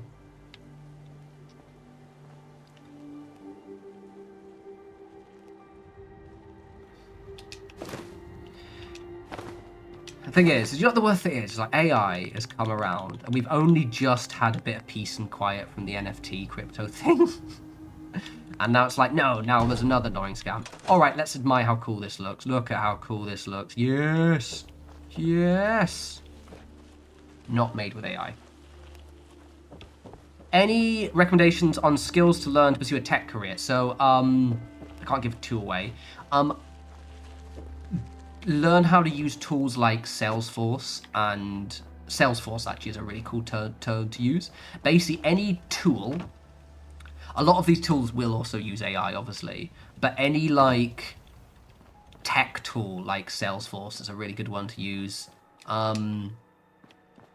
Any like advertising platform, and then once you've learned those skills, and this is exactly what I'm doing, maybe things like JavaScript. The slight issue with tech roles, you need to look at like tech developers, like guys who actually have like JavaScript and all that jazz, tend to not actually be paid very much, because there's, similar to a way, basically a load of people got those skills in my generation, and now the market's a bit oversaturated and there's not much demand. So kind of trying to get Salesforce is a good skill to use, because Salesforce, you could work in like marketing or sales but have good Salesforce experience, and it increases your value, but you're still doing a money generating career.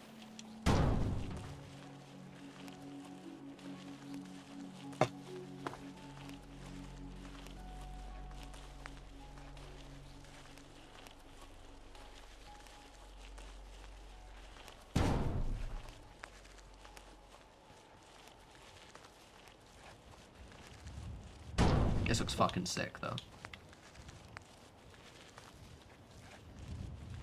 Ugh. I've still got two tennies left. I'm going to be vibing. Fortunately, I'm fully remote, so I'll just go to bed at 2-ish. I did sleep for like 13 hours, because after I went out last night, I crashed out on my sofa.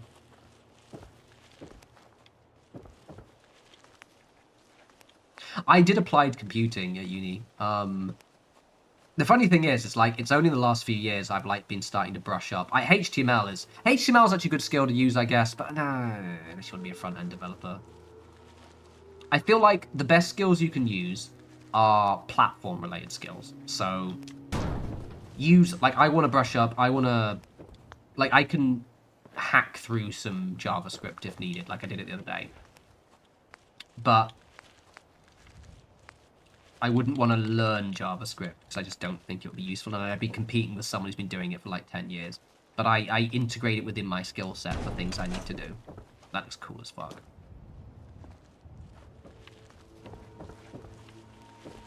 Right, this looks great.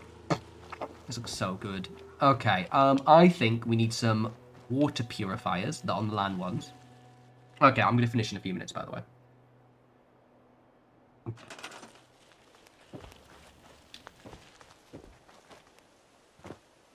I have. I've made something beautiful while complaining about basically everything.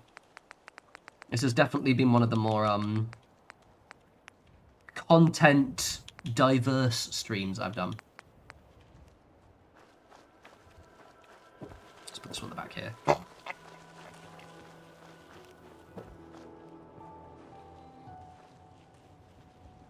Yeah, Poppy. Yeah, and I also feel like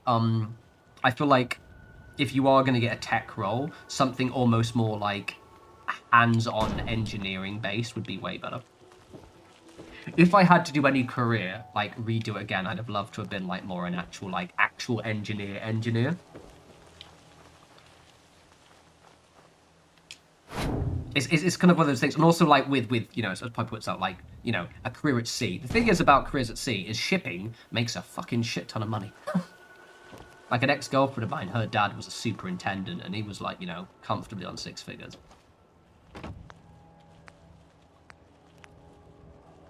Yeah, exactly. Right. That was me saying exactly to Michael saying that we need engineers, by the way. Curse to me, you have no idea what I was talking about.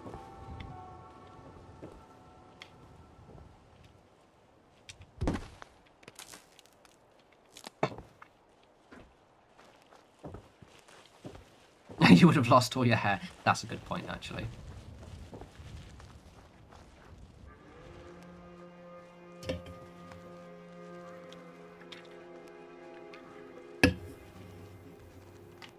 Thank you. And J-Sharp, it's getting even better. Oh, it's going to be so long. I think I'm going to grow it to, like, about here. That's the decision. I want to main. Right, I'm just going to wire this up. Probably to that one there. And then we're good, I think. Cool.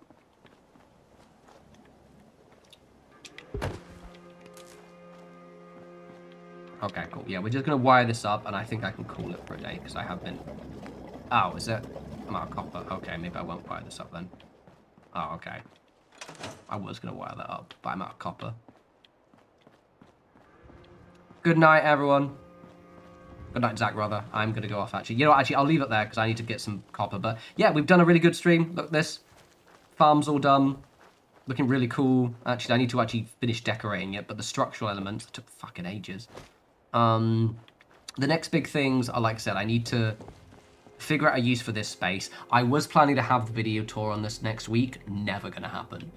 So I'll think of a new video to do next week. To be fair, I need to build up there, so maybe the video I do up there is something. We'll see. I've got more to do, but it's looking really, really good. Let's pop up here. Yeah, so in terms of next stream, I'll probably do the same thing I did. So probably like a Thursday or a Friday horror stream, and then another Sunday stream. So yeah. Anyway, right, I'm actually going to stop that there. Love you all. This has been fun. Also, don't forget, I will be doing some Warhammer videos. We'll be starting in a couple of weeks, and that will be a regular instance. So if you just want to see me paint stuff, I'll be doing videos. And eventually, if that works out, I might occasionally stream it, but I will have to figure out a new way to read the chat. So it might take a while for the streams. But anyway, loves you all. Take care.